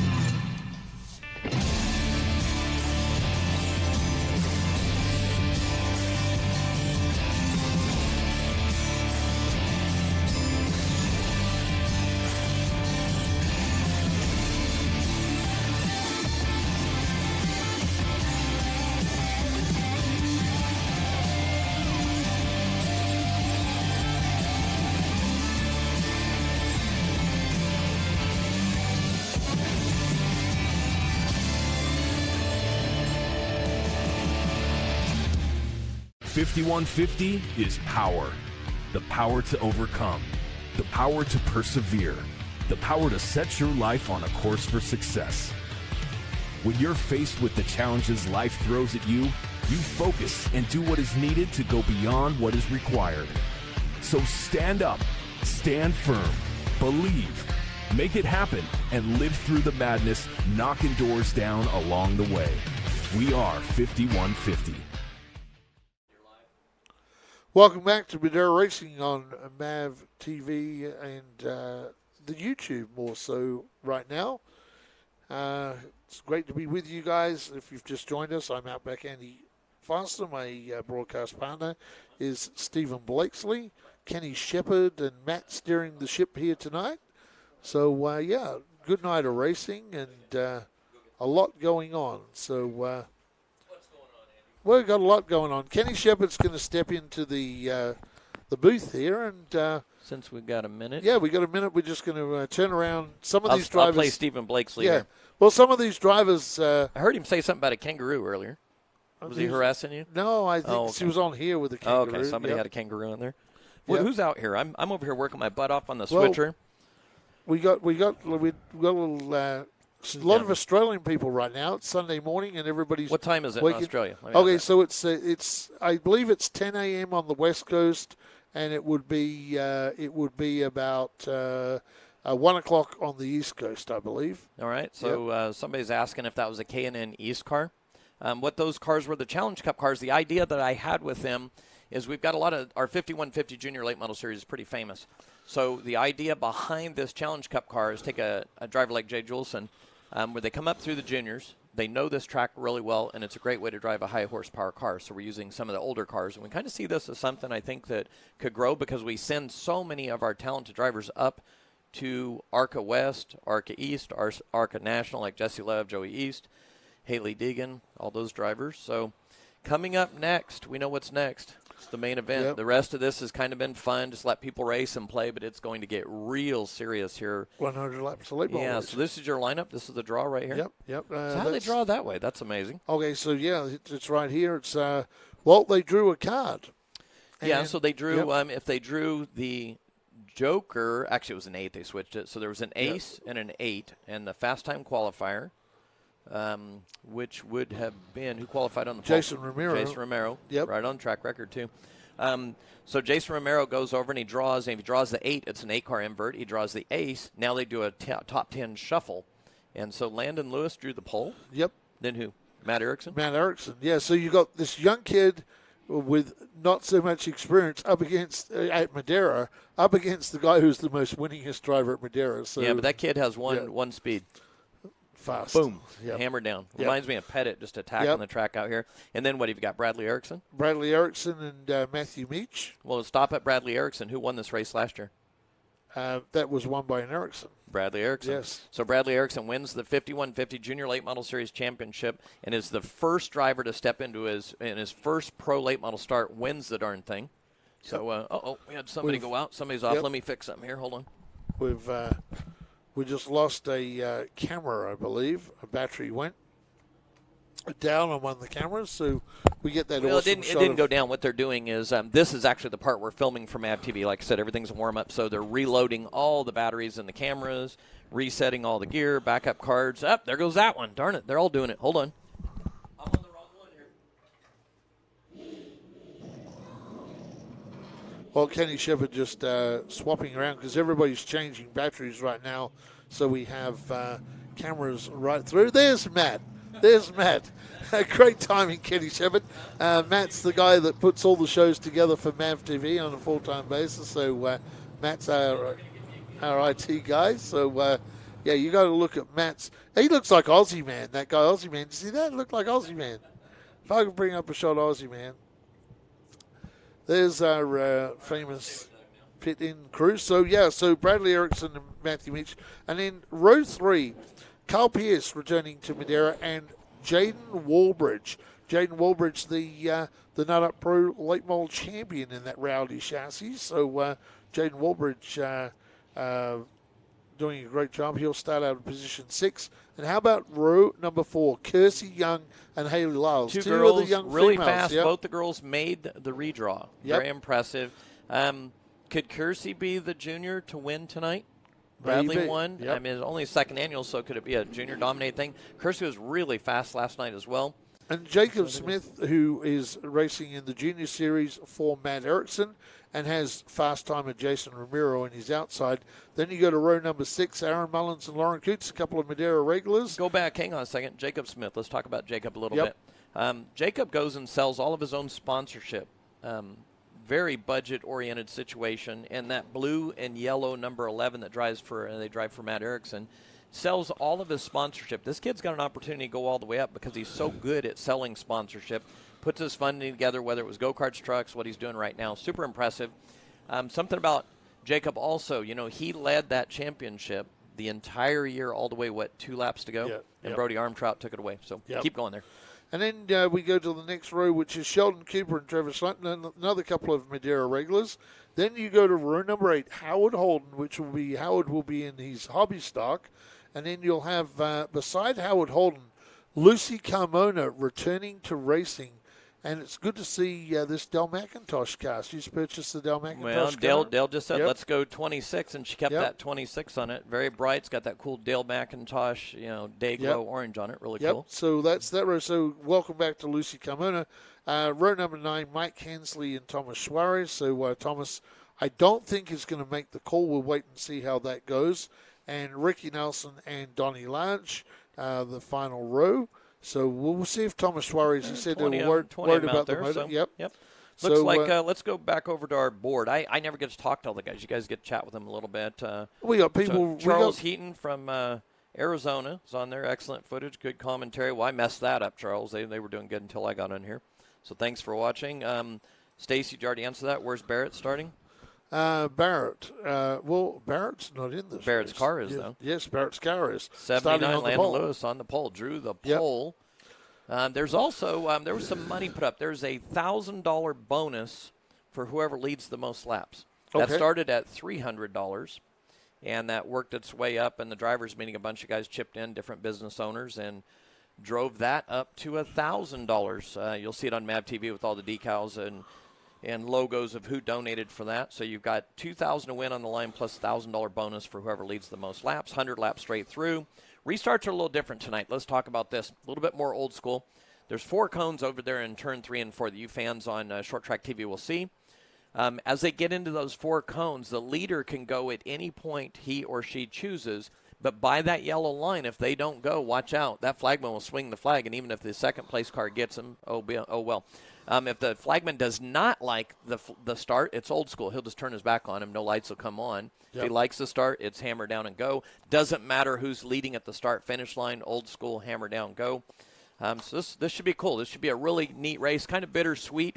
This is our last night of racing at the Madera Speedway, our final TV production. Last time we'll haul all this gear and cameras and spend 7, 8, 9 hours wiring this place and getting ready for a show. We do have the pumpkin smash, as you guys talked about a little bit earlier, but this is the last race of the season other than the big fun show. That will be on MAV TV or televised on the YouTube. This will be. Yep. So 7 years of MAV TV work. Kenny and I started out with tonight. this. Yep, we started out this with actually the year before the first year. We did it with a quartered mic and our good friend Ron in the infield area. So 7 years of late model racing and 6 years of junior late models has flown by. And sad to see CK leaving after tonight. Yep, CK's retiring from his job for the state of California, retiring from the Madera Speedway after 40 years, Charles McKinney, and he's the plan is to head back to Hawaii.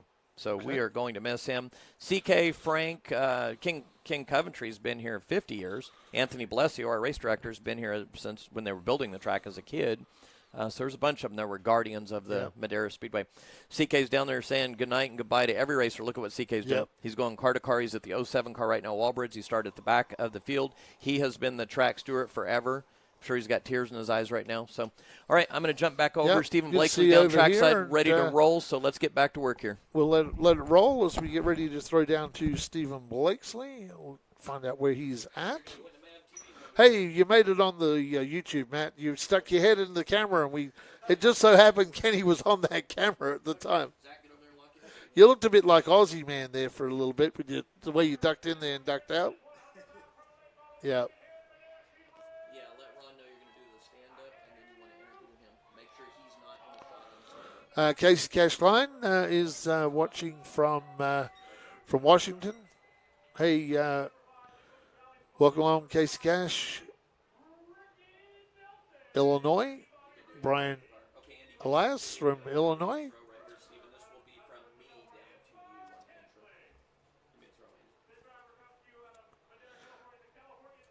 Thank you very much, Kenny Shepard. Well, it's time for 100 laps of late model racing tonight in the Triple Turkey Challenge. And we've got a great mixture of drivers tonight for our Triple Turkey Challenge.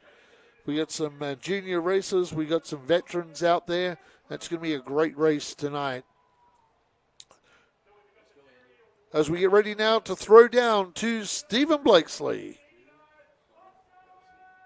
Welcome to the 2021 Triple Turkey Open. 100 laps of non-points late model racing with drivers from all over America ready to battle for bragging rights they can bring to that Thanksgiving table at the end of the 2021 season.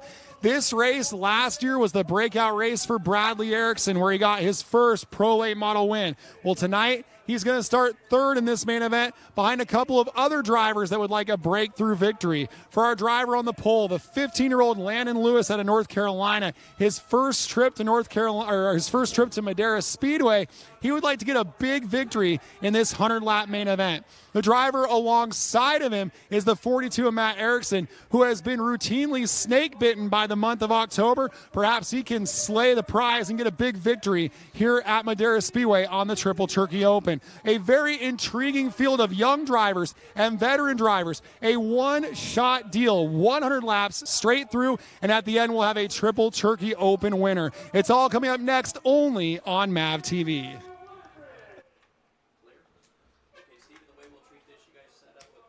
Thank you very much, Stephen Blakesley.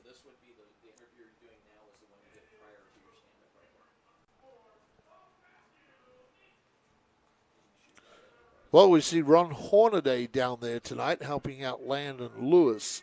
So Ron Hornaday in the house at Madera Speedway.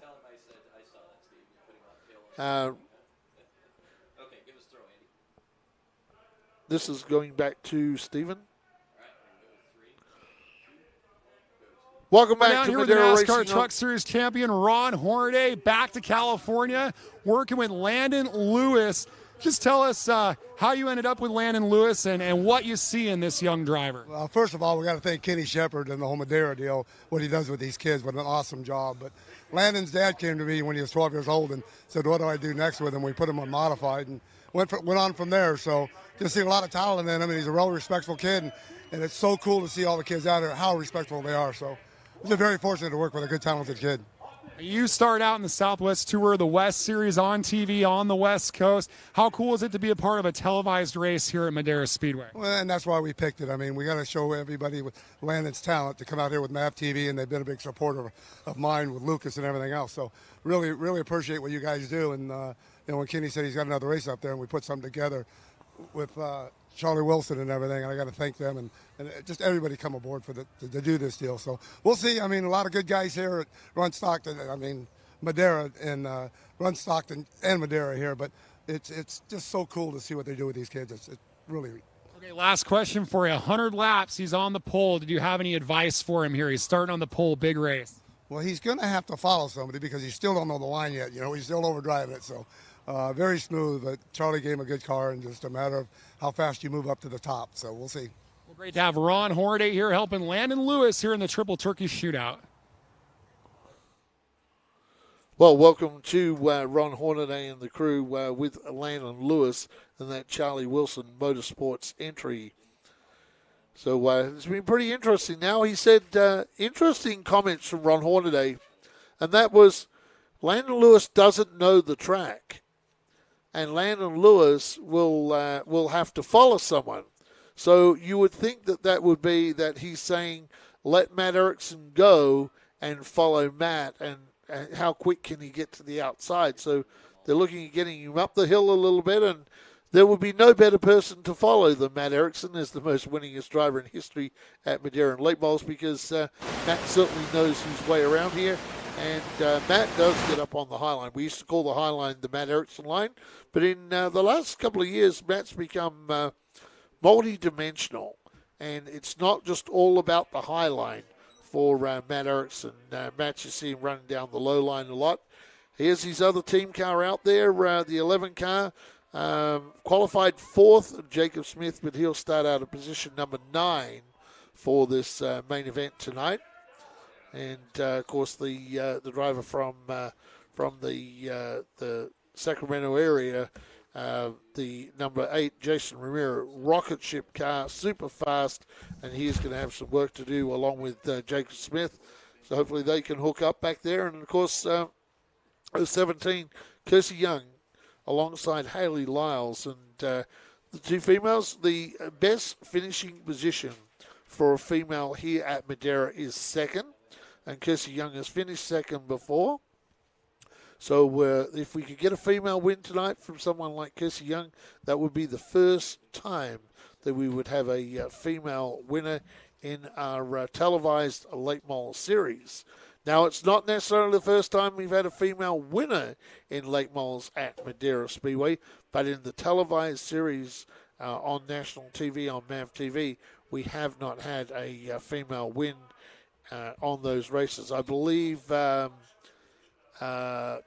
may have won a late model race here at Madera, and I believe Amy Rotella may have even won a late model race here at Madera as well back in the day. So, yeah, but on MAV TV, we have not had a female driver break through for a win at Madera Speedway. Be a cool thing if that could happen on Triple Turkey Open night. So Stephen Blakesley directing traffic. We're going to have at 5 to go. We will start announcing these drivers. We're going to start at 3. Okay, so we're going to Stephen Blakesley going to turn up. We got to turn up. These drivers have got to get up on the wheel tonight. We've got to get up on the wheel because we only have 3 laps to introduce this full field of drivers and all the in-car cameras. So. Welcome along. If you just joined us on the YouTube, you picked the right time to tune in now. As I often say, nighttime is the right time. The sun has gone down. The lights have come up here in Central California. And we are going late model racing tonight. No pit stops. We normally do the 50 laps with a 30-lap shootout. Tonight, 100 laps straight through tonight. 400 turns of racing for these drivers tonight. Now, Steve Blakesley, we touched on a little before with Hornaday. He says, my driver, inexperienced, doesn't know the track here, needs to follow someone. You would think that would be he would be talking of letting Matt Erickson go and follow Matt Erickson and learn Madera Speedway. We've got a full track full as Landon Lewis has got right to the back of the last car, which was Donnie Large Jr. Yep, good to see Lucy Carmona back with the former Dell McIntosh car. Unfortunately, Dell retiring from racing after the passing of Roy. We still think of Roy, what a great guy. Used to love walking around the pits. And Roy would always wave me over for a chat, so Dell as well. So hopefully things are going well for you, Dell. All the best for the holiday season to you, Candy, and your family. We do miss you here at Madera Speedway. That Van Dorn chassis, Charlie Wilson Motorsports entry of Landon Lewis will lead him to the green tonight. Getting ready to throw here shortly. I will be bringing them back from MAV TV. Full field of late models and a good mix of chassis out there tonight. We got some Rowdy chassis from Kyle Busch. We got some Van Dorn chassis. We got some left-handers out there, some Victory Circle chassis out there. So a good mixture of chassis out there. Port City, I think we got out there as well. So we had a good field and a good spread of chassis as well tonight, as well as a mixture of body styles as well on these late models.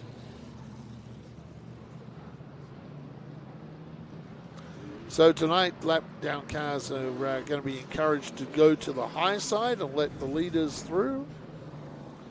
I believe we're going next lap around. One more lap around the stars of Madera tonight. And you could do that maybe just a tick early. You could probably pick them up at like the Mission sign down here in turn 3, and we'll start this. You'll welcome you back to the booth. Foods, also supported by Nut Up and 5150. Welcome back to Madera Racing on MAV TV. It is the 2021 Triple Turkey Open Challenge tonight. Wow, we've got the late models on the racetrack, and we have a full field of late models. We're going to start with the front row. Landon Lewis on the front row with Matt Erickson. The second row, last year's winner, Bradley Erickson and Matthew Meach. On row number 3, Kyle Pierce and Jaden Walbridge. Row 4, Bakersfield's Kirsty Young and Haley Lyles. Row number 5, Jacob Smith and Jason Romero. Row 6, Aaron Mullins and Lauren Papakoots. Move to row number 7, Sheldon Cooper and Trevor Schlunt. Ho-ho, Howard Holden in the hobby stock will start 15th alongside the return of Lucy Carmona. Row number 9, Mike Hensley and Thomas Suarez. 10th and final row, the 5 of Ricky Nelson, the 2 of Donnie Large Jr. We have 8 onboard cameras, including the 8 car of Jason Romero, the 11 of Jacob Smith. Yes, we have let's have a look, the 07 of Jaden Walbridge and the 4 of Matthew Meach. The 17 of Kirsty Young, 22 Bradley Erickson. We have the 79 of Landon Lewis and the 42 of Matt Erickson. Yep, those are your 8 cameras, so they're all in the top 10, Andy. Yep, they are in the top 10. And how about that 15-year-old? We heard from Ron Hornaday. We heard about it in the stand-up. 15 years old, a winner in ARCA, a winner of the INEX Legends Nationals this year. Can he also win on MAV TV from Madera? It's Open Pro Late Models alongside the all-time winningest driver, Matt Erickson. Landon Lewis, his first green flag at Madera is from the pole, and we are underway. Yes, and we got a new starting procedure tonight with those 4 cones down there. You have to go in that 4-cone area. And I tell you what, Landon Lewis was doing really good. Leads the lap, Stephen Blakeslee. He leads the lap from Matt Erickson. Hornaday said you probably have to follow. Here comes Erickson now. That is Bradley Erickson. So we have 2 Ericksons, and they're not related. Matt Erickson and Bradley Erickson. Remember, Bradley won this race a year ago. It was a sterling performance. Went right around the outside of Bubba Nascimento to win that race. Today he's going to the inside to make a move to the front. And a driver who ran 10th in the points, I think he had a bit higher expectations than that in our Nut Up Pro Late models.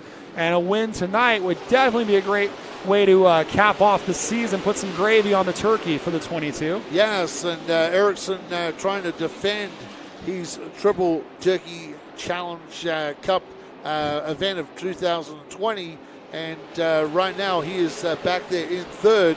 Poked his nose up there towards the lead, but had to drop back to 3rd. And I tell you what, this approved memory number 4, Matthew Meach, doing a good job too. And here comes Jaden Walbridge. Things are about to get rowdy now as the Nut Up Pro Champ for 2021 is on his way, Steve Blakeslee. Well, and he carries some support from Crown Living on that car. Tyler Herzog helping out with that car. Of course, Herzog nearly won the championship himself, but that is your 2021 Nut Up Pro Late Model champion, the 16-year-old from Vancouver, Washington.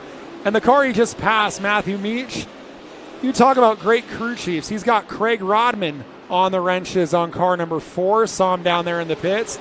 As it's Landon Lewis leading the way, 42 Matt Erickson is trying to challenge him for the lead. Yes, he is trying to challenge for the lead. And Matt Erickson now, the very experienced Matt Erickson, trying to drive to the inside of that 79. I think the 79 may have held the lead by a .099, so pretty close. And we often talk about Matt Erickson. Matt Erickson has never had a great October. October has been anything that could go wrong will go wrong for Matt Erickson. They were kind of joking here at Madera Speedway with Matt Erickson that he offered Kenny Shepard money to move the short track shootout from October because Matt had such a bad run. It was kind of a joke thing, but it's realistic. Matt is just not good and not had success in October. Well, he's having success right now as Matt Erickson leads lap number 10, and To your point, we were thinking all the way back to his super stock days at Altamont. He had trouble in October at the Mark Cotto Memorial. And here's a great battle, a couple of junior stars. The 14-year-old Erickson, the 16-year-old Jaden Walbridge. That's your junior champion from last year, your pro champion from this year. And there are champions all throughout this grid. And by the way, we're already starting to encounter some lap trouble. traffic. We got trouble down in turn number 4. Yeah, Carl Pierce did a 360, but we stayed green, and Yep. we're battling ferociously. Mike Hensley has gone to the infield, so Mike Hensley's race is done. Now, the lap cars were instructed to go to the top. So far, they've done that, as there's Lucy Carmona in her return, and they're also going to put a lap on the 2 ride of Donnie Large Jr. Just saying, it's cool to see him out there in the 2.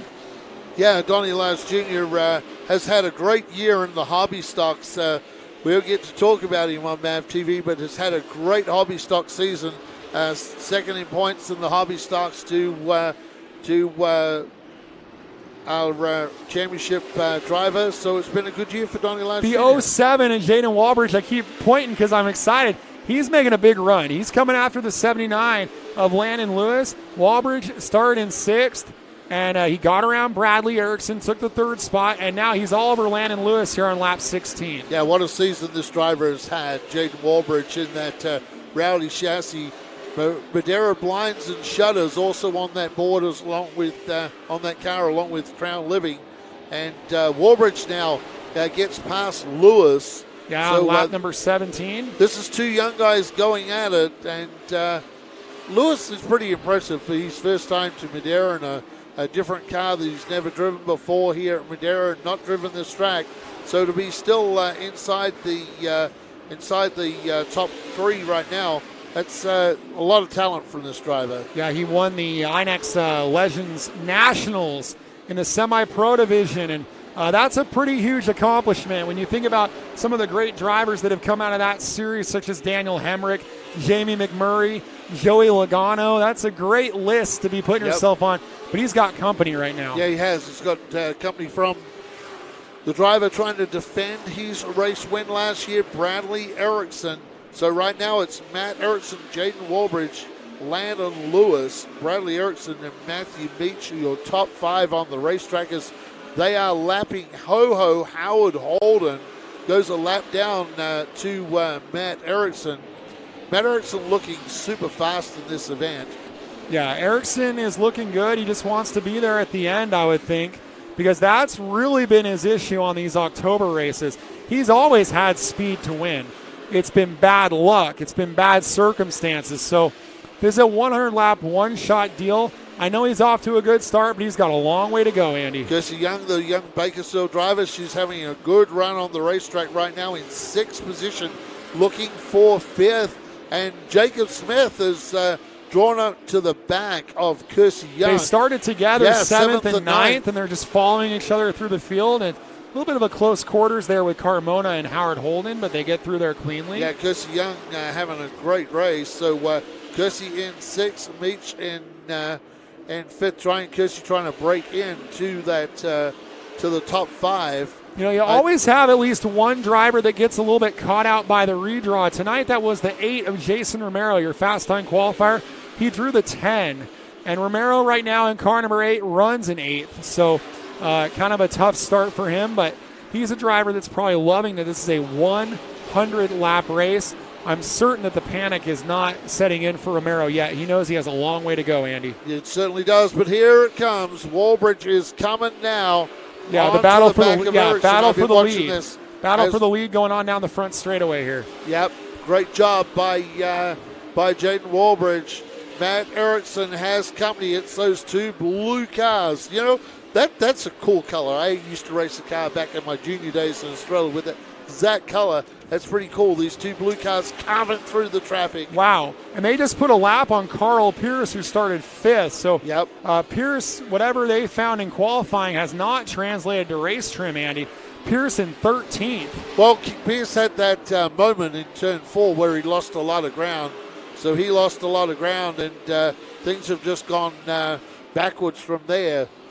So I wonder when Jaden Walbridge makes the move. I know he knows about the time he's got. He's still got 70 to go.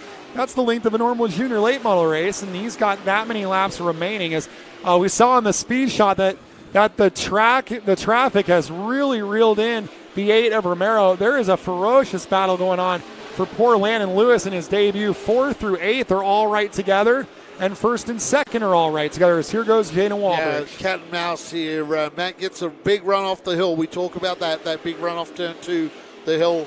Matt Erickson got that run, but Walbridge is right there. Would you think Walbridge is just looking at where the lines are on the racetrack? We sit him up high, we sit him down low, and now to the inside of Matt Erickson. Here we go. Matt Erickson in the 42, Jaden Walbridge in the 7. It's the champ up against the multi-time champ of Madera Speedway. Well, and a lot of inside maneuvers tonight. Erickson took the lead on the bottom. Walbridge took 2nd from Lewis on the bottom. 3 wide into 3. Yeah, and Ricky Lewis there, or as you were calling him earlier, Ricky Bobby. And Ricky Bobby, those were the other cars, Ricky Bobby, as they're coming up to put a lap on the 89 of Sheldon Cooper, who's our 12th place car. So they will have lapped a very large number of cars in this field rather quickly here. And just like our short track shootout, we ran 45 green flag laps. We have run 35 green flag laps tonight. Oh, and Cooper went to the bottom, and they were asking the lap cars to go to the top, and luckily the leaders were able to adjust to that. Well, what had happened there, I think Cooper was going to go to the outside, but Matt had already drove up to the high line. Well, we often talk about it, that Matt Erickson high line, but this year, last couple of years, we've seen him being multi-dimensional, low line, high line. But I tell you what, Matt, the experience through the traffic, this is where Walbridge is going to learn a lot tonight, following that and 42. And speaking of Matt learning, Erickson. this is ferocious. A 5-car battle for 4th. That's the 79 Landon Lewis, the 4 of Meach, 17 Young, 11 of Jacob Smith. And pinned in that battle is the fast time qualifier, the 8 of Jason Romero, a 2-time All-American Speedway champion in 09 and in 19. He has never won a race here at Madera in the prolates. Another guy that's been super snake bitten at this racetrack. Certainly has. And Kersey Young just picked up a position. See Kersey inside the top 5 and now. Lewis fell all the way back on the top. Lewis fell all the way back to 8th place in that battle. So he got caught out here on lap number 39. There's a big risk that this race could go flag to flag tonight. Lucy come over. Jinx it. See Lucy getting up on the high line. Yeah, but look at Lyles. Lyles went right down in front of Meach. Meach gave her a little bit of bumper there and said, hello, I'm here. Well, Lyles started out of position number 8, and Lyles has gone a lap down. Yeah, Lyles has drifted. Lyles is 13th on the line here. Lyles has drifted considerably here. Flaggy Frank putting out that move over flag. We got battle for the lead and battle for 4th. Howard Holden and Aaron Mullins, a couple of drivers that know each other real well and kind of teammates. They move up to the high line and let this fast. Kersey Young just got around Matthew Meach for the 4th spot. There you see it on your screen. Meach leaning on her there. Look at all the damage on the right front. And this is where I like to remind you, it's a 100-lap one-shot deal. Yep. He's not going to get a chance to fix that. He has to be very cautious, and we might get a caution. Aaron Mullins has spun. Yeah, Mullins was going to the infield. And just kind of spun on the loose dirt there, but he was coming to the infield anyway. So that's what they told him. Get a move on, move that car from there. The rundown right now, Matt Erickson leads Jaden Walbridge, Bradley Erickson, Kersey Young, and Matthew Meach. They are the fast 5, but Stephen Blakeslee, Jason Romero is fast tracking into this group. Hey, how about 2nd, 3rd, and 4th? All junior late model graduates just licking their chops, trying to find a way to get around Matt Erickson as we're 5 laps to halfway here. Here we go, battle for the lead. Yes, they are, battle for the lead. And, of course, Kersey Young is still a junior racer as they head out of turn number 4.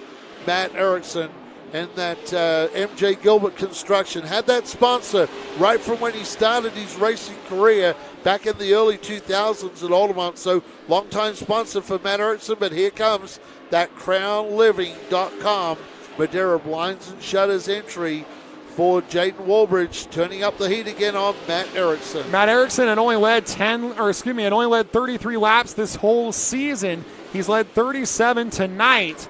But he's got company from the 07 and Jaden Walbridge, the champion, who has led over 200 laps this year. And they're side by side as we're only 2 laps from halfway. Yeah, Walbridge now getting to the inside of Matt. And that's going to be starting to test Matt Erickson's patience. He'll be, this kid's going to run me side by side.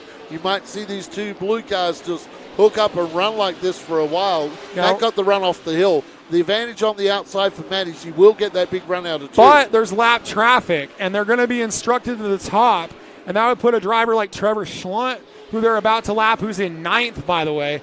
If they put a lap on Schlunt, he'll be right in front of your leaders. Boy, it was close there with Lauren Papakoots. Oh, yeah, Walbridge gets into with Lucy Matt Carmona. Erickson.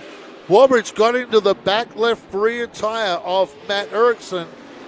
But then he backed out of it. Yeah, he backed out. There was a lot of tire smoke and bits and pieces coming for the EC. Donnie Large Jr. goes up to the high line. The next one will be Trevor Schlunt, the former champion for the Madera late models. That's the non-televised series. He will be the next driver in that Dennis Auto Repair car to go a lap down here. Now right now, their advantage over the 4th place car of Kersey Young is almost half a lap.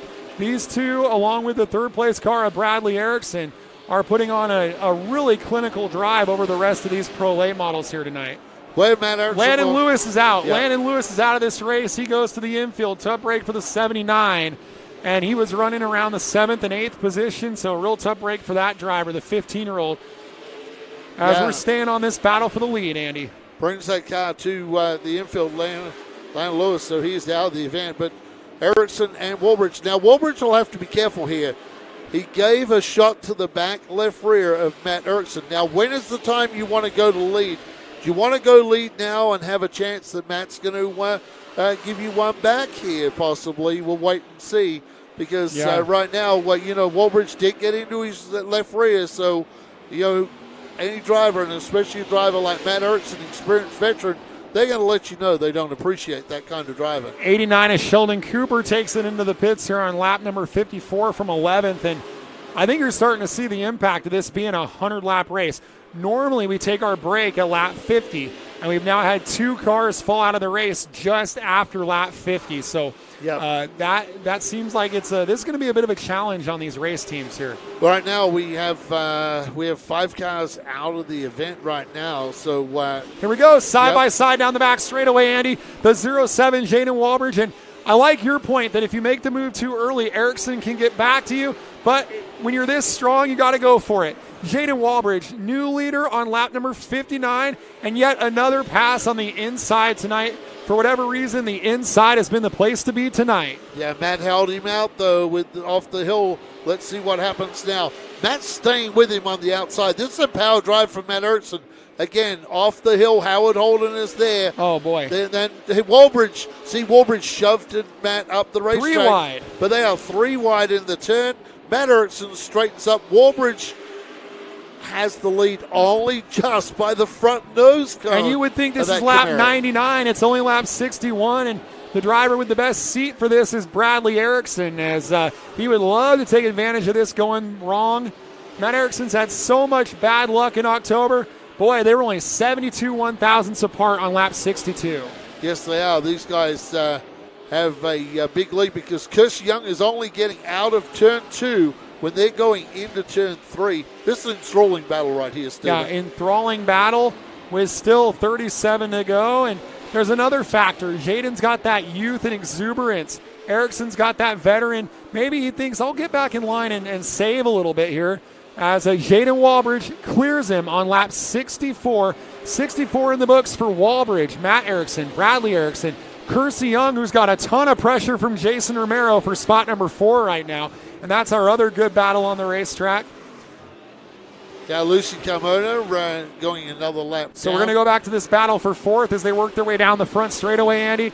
And talk about a contrast, a 2-time champion at Roseville in the 8 car and a junior driver who's still looking for her first stock car win, battling for 4th. Yeah, this has been a nice drive tonight by Kersey Young. Kersey now, Kersey's going to take it almost 3 wide. She's on the inside, gets by Carl Pierce. The other car will be Howard Holden. So Kersey, you will just drive by those 2 cars. Battle for second on your screen on that speed shot there as they put a lap on Donnie Large. Bradley Erickson has clawed up to Matt Erickson. Yes, Bradley clawed up to Matt. You see that black section right on the bottom of the rear quarter, right at the front of the rear quarter, where the 07 of Walbridge got into the back of Matt Erickson.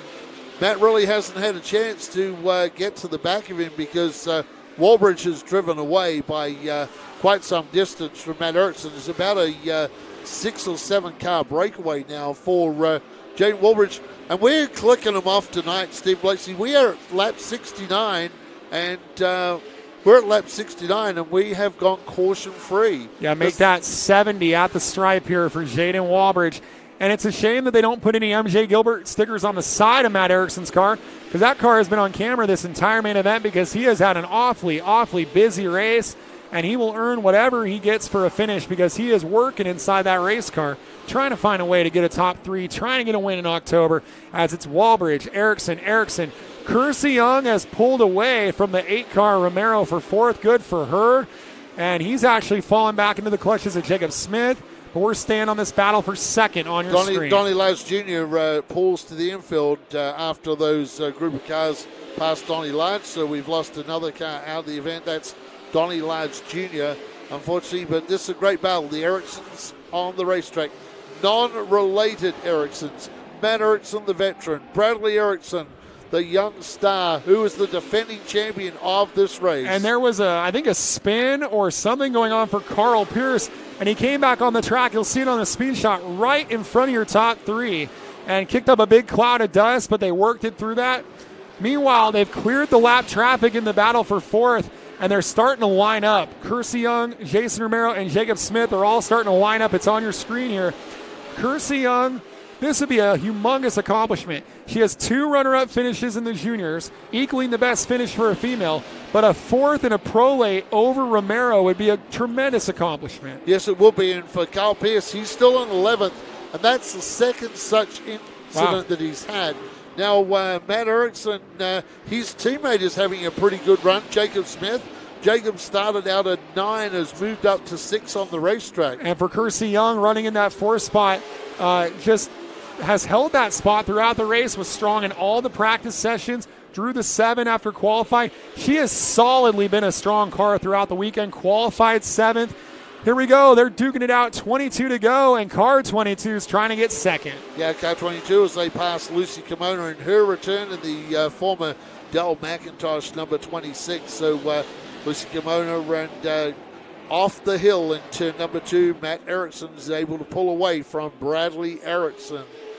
Well, we saw in the earlier races for our Triple Turkey Open with the Challenge Cup and the Hobby Stocks that it's a warm night for this time of year. We saw cars overheating. We saw cars failing. We saw drivers overheating. So far, these late models have handled this intensity. We're at lap 80, and we're mano-a-mano for 2nd. We are. We've closed out a normal race distance. Yes, we've closed out 80% of this race.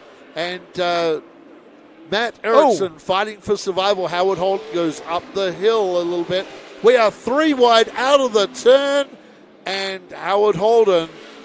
I want to say that Bradley Erickson backed out of there and did a great job. That was sportsmanlike from Bradley there. I think he thought that Matt was going to come across because Howard was actually coming back down the racetrack a little bit.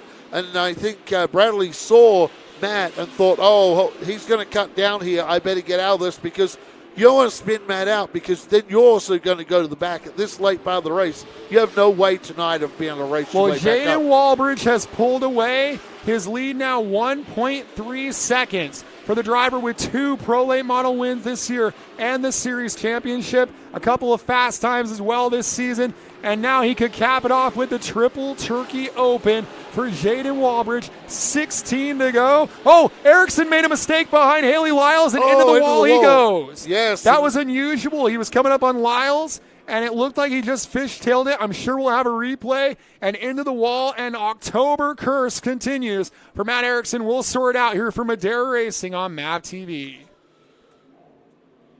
What this does do now, Stephen Blakeslee, is put Kersey Young in a podium position as we run on the racetrack. Yeah, Matt Erickson, that Camaro front is all torn up. The curse of October We got a replay continues. coming up here on MAV TV. Matt's going to the pit area. And we'll see if there was any contact with Bradley Erickson there. Looked like they were about half a car length apart. Yeah, Matt gets into the turn. Whoa, no, Matt went to go to the outside to go around Haley But Lyles. the lap cars were instructed to the top, so I think Haley didn't do anything wrong there. Matt just was trying to figure out what he wanted to do. and misjudged it. Yeah, I think that's a huge mistake that you don't normally see from Matt Erickson. Here we go. We're coming down. Lyles is there. Haley was a little bit lower. Well, Matt was going to go to was, the inside. If you look at it, if we can get a replay of that again, you will see Matt's got his wheels turned. Right, look right here. Right now, we're going to the inside. We're going to the inside. Oh, we're going to make a decision. Yeah, and he was locked up on the right rear. You can see the right rear tire was locked up. And then Matt tried to come back, and it just, unfortunately, just got the front of the car on the wall. There's a cast of thousands working on that car down there in the pit area. Everybody is running from everywhere. Kyle Keller, Sheldon Cooper. Yep, all the Jay people over there. Julesen, a whole variety of people. Yep, and the front is loose on that for Matt Erickson. They're going to try and get Matt out there. We do not count cautions for those online. And let's see what we got going on online now. Sorry we haven't spoke to you much during this race, but we went 80-something laps. Well, and we're focused on MAV TV a little bit, we went 84 laps, flag to green flag, so, yeah. Internet guy, I couldn't make it through 100 laps through my first variance. Matt Erickson returning to the racetrack with repairs made. He's going to have a total of 16 laps to go to try to make his way through the field, and there aren't very many lead lap cars. We're only going to restart with 8 lead lap cars. So you have the... Oh, so there was a bonus prize offered by Reeves Auto, Lauren Papakoots, Kenny Shepard, and Vince Little for the driver that could lead the most laps. Matt Erickson led 49, and Jaden Walbridge is going to lead 42. And so Matt Erickson will win that most laps led, which is worth $1,000. How many laps did Matt lead? He led, I believe 40. No, let me see here. Doing the math on the top of my head here. He led 41 or 42, something like that. So Jaden Walbridge could get the money here. I'm going to do the math real quick. I want to do it. I want to get it right. I want to get it right. So you're putting me on the spot. He took the lead on lap 10, and he led until lap 58, which is 49. And Walbridge took it on lap 59 and is going to lead 41. And then the opening 10 were led by the 79. So yeah, Matt Erickson's gonna win that most laps led with 49 laps led. The 1,000 will need that because you got to replace the front panels on that car. And the best that Jaden Walbridge can do is roughly 41. And then the first 9 or 10 were led by Landon Lewis. Okay, quick rundown. So we'll bring him back for MAV TV here, Andy. You're gonna have to bring him back for MAV TV.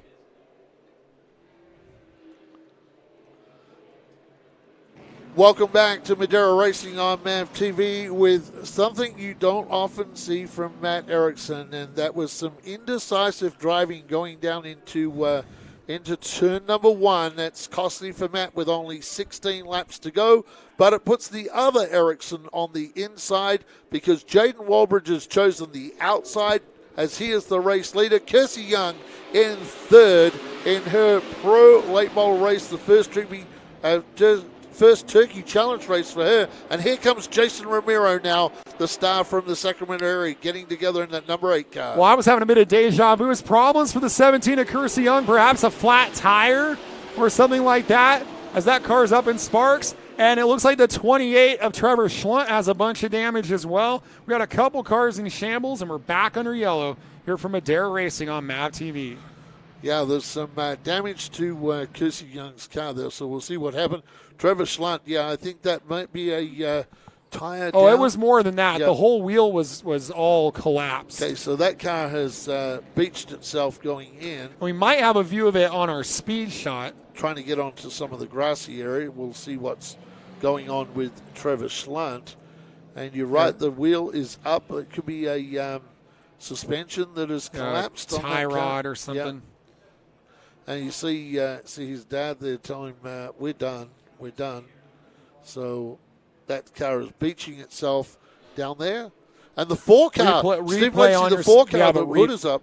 Here's Kersey. Yeah, Kersey was already up in sparks by the that hood point. came up on the four-car. Yeah, but what we're looking for is what happened to Schlunt. Oh, Schlunt got into Carl Pierce. Carl Pierce. We didn't see on there what happened to Kersey. It was as if Kersey just went to go and the tire went down or whatever failed. And how about Meach? That at slower pace than racing pace, the hood came up on the four-car. Yeah, and he hadn't really been a part of any kind of contact. It was such a clean, you don't even understand, doesn't even make sense. All right, let's see if we can figure out what happened to Kersey Young here. Let's focus in. Maybe a little bit of contact with the 8-car Romero. Oh, right there, they made contact, Kersey I think. drove into the back of the 8-car. And cut down the right tire. front. Yep. And then, Meach did a tremendous job to avoid that. Yep. That could have been catastrophic. And how about Haley Lyles did a great job as well. And then Pierce got sideways, and I'm not sure what happened there, and he got hit pretty hard by kind of run over by Schlunt because Schlunt ran over the car of Carl Pierce. Trevor Schlunt looking there like nothing I could do. And it looks like the 4-car and Matthew Meach is going to return to the field. Yep.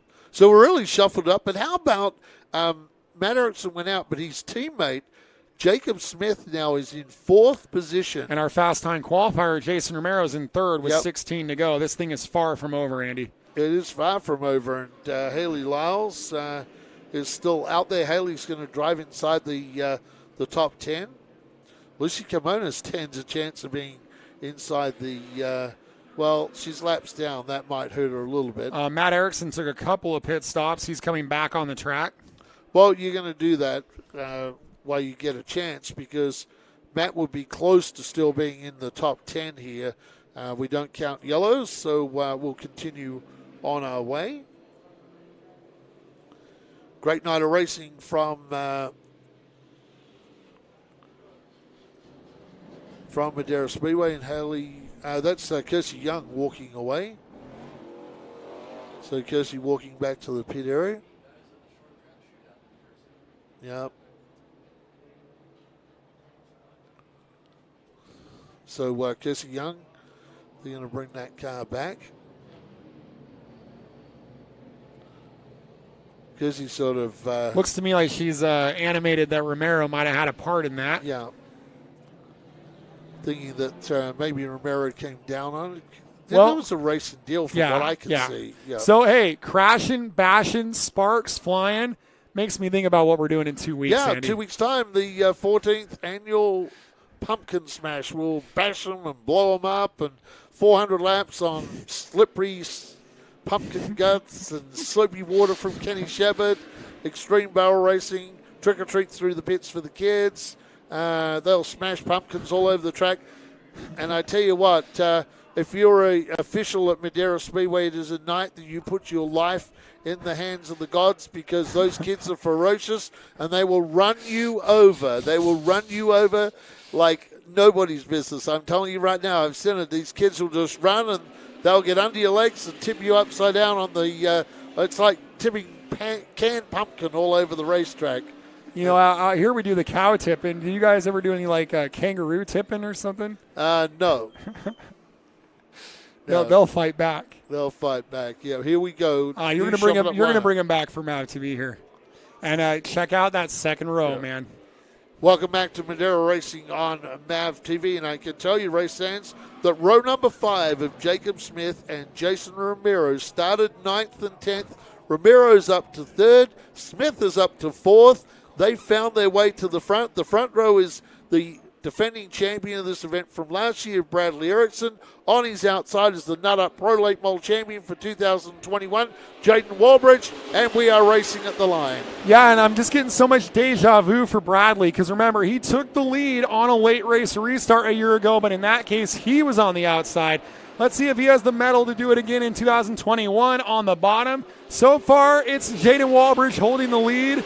And Jason Romero is rooting on Bradley Erickson, saying, let's get going because Jacob Smith is on the move. Yeah, Jacob Smith going to the outside. He saw Matt Erickson get those big runs on the hill, and Jacob's gone up there, and he's going to run up there. You know, I think it was the last junior race that he was talking about getting up on the outside and really getting a run. And tonight, Smith is putting to use. He might drive to second as we come out of turn number 4. Walbridge leads. And I think It is Bradley Smith now to second. Smith to second. And Smith lost the junior late model points on the final night. And so he's got a lot of redemption on his mind, a lot to race for. Lost that junior title by just 8 points to Brody Armtrout.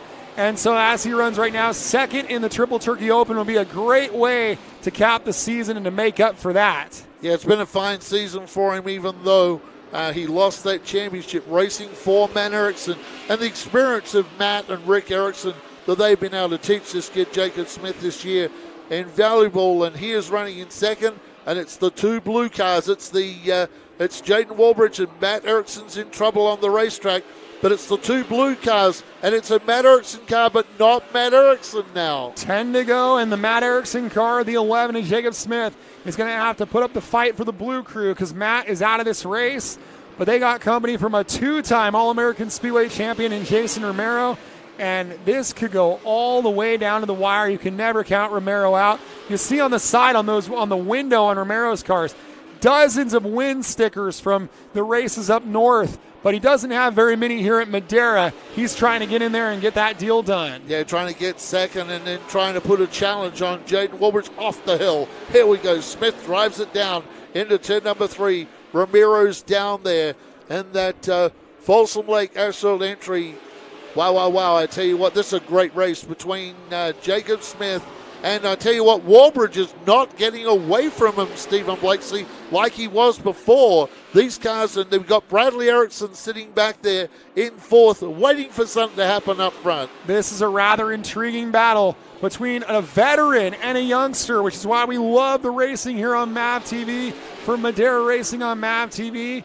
As Romero sails it in there. Romero's got a run on Jaden Walbridge for the lead. Walbridge holds it 5 to go. It's a close one. Yes, it is. Can Romero take this out? Romero to the lead. Walbridge drives back around him. Smith is there as well, hoping these two drivers are going to trip up. It's a race on our hands, and Bradley Erickson still not out of this thing. Side by side for the lead. Romero inside. Walbridge outside. Roseville champion versus Madera champion. Who will come out on top in the Triple Turkey Open? We got 3 laps to go, and we got a new leader. Jason Romero gets the job done on lap 97. 1 mile of racing to go. 3 laps to go. Jason Romero, the veteran driver. 3 young drivers trying to take down the veteran.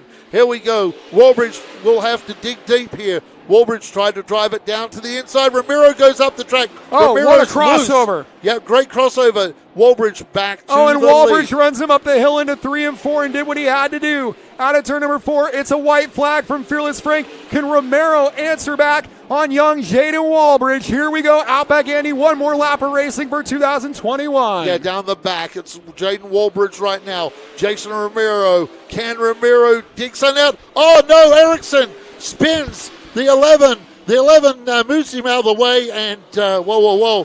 Third now. Who will be third?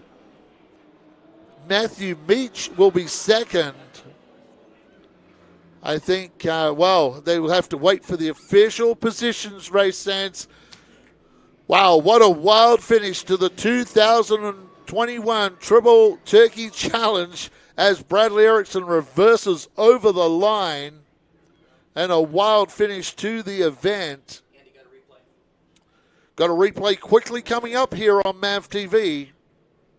Here we go, down into turn number 3. Walbridge is the leader. And you see that battle now, Smith. Here comes Erickson. Erickson used the bumper, moves him and turns him around. Keeps the power on. As Erickson drives over the front of the 11 of Jacob Smith. He keeps the power on but can't make it to the line. Race hands, when we get back from break, Stephen Blakeslee will be in victory lane with a very happy Jaden Walbridge. Great call, Andy. Great call. That's the way to finish the season, boys. Awesome switch. Good switch. I might retire tonight. You're still on the bike. I might retire after that finish. That'd be a good way to go out, right? For our fans out there. Wow, how about that on YouTube? That was an amazing finish. Officially, it is Jaden Walbridge first, Jason Ramirez second, and Meach Matthew Mitch will be home third in that 4-car. A wild finish to our late model main event. Be interesting to see what Stephen Blakeslee says when he gets down to Jaden Warbridge. Incredible racing here on MAV2 tonight.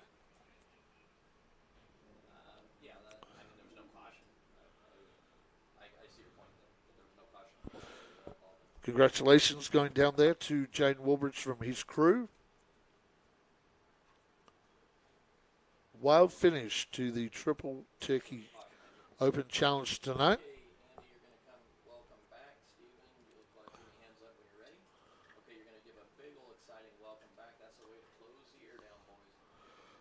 Welcome back to Madera Racing on MAV TV to close out 2021. What a wild finish. Stephen Blakeslee was the winner. Jaden Warbridge. Exciting way to get his third win of the year in the Triple Turkey Open. Jaden Warbridge out of Vancouver, Washington. The Nut Up Pro Late Model Champion's going to win and get this big trophy. Another one for the trophy shelf at home. A duel with a driver with championships across the West Coast in Jason Romero. How much does this affirm the great season you had this year? Yeah, it was a really great season. First of all, I cannot give it enough thanks to the Lord for all the blessings and making this possible and giving me so many great people to be able to do it and to run against someone like Jason. I respect Jason so much, and he's a good buddy of mine, so that was cool racing with him. And I didn't get into him in a one. He just got in too hard, and then we got into it a little bit on the backstretch. I think he was trying to get inside of me again. But great racing.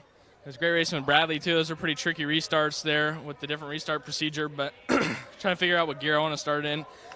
But, man, it was a great race car tonight. I worked hard to get by Matt. We were side-by-side for a long time there. Lap traffic didn't really help me a lot. And then I think I used up a little bit too much getting to Matt, and I think that's why Jason was there at the end. But I cannot thank everyone enough. It was a great night. What's it like running a 100-lap main event with no breaks, long green flag runs? Yeah, I thought we were going to go 100 straight there. I didn't think we'd get a caution, but then, of course, once we got that restart, I knew we'd get another caution. No, but it was great. The longer the race, the more I enjoy it, and I just think that goes to show how good of a long-run car we are and how good we were. We were even good on the short runs, too. So, man, I cannot thank Joe at Crown Homes, Kevin at Madera Blinds and Shutters, Herzog Roofing, my grandpa and grandma, the Lord for making all this possible with all the blessings. Mom and Jeremy, Jim and Laura Noonan, Mike Gores, I forgot you to say you first, and then also Derek Thorne. What a way to cap off an amazing 2021. Jaden Warbridge wins the Triple Turkey Open. Awesome season for Jaden Warbridge with winning the championship and now this extra event for the year and picking up that new support from CrownLiving.com and Madera Blinds and Shutters as well. And a great drive. Taking down the veteran driver tonight. And, this guy has been around late model racing a long, long time, and there is probably no better racer on the West Coast than this guy.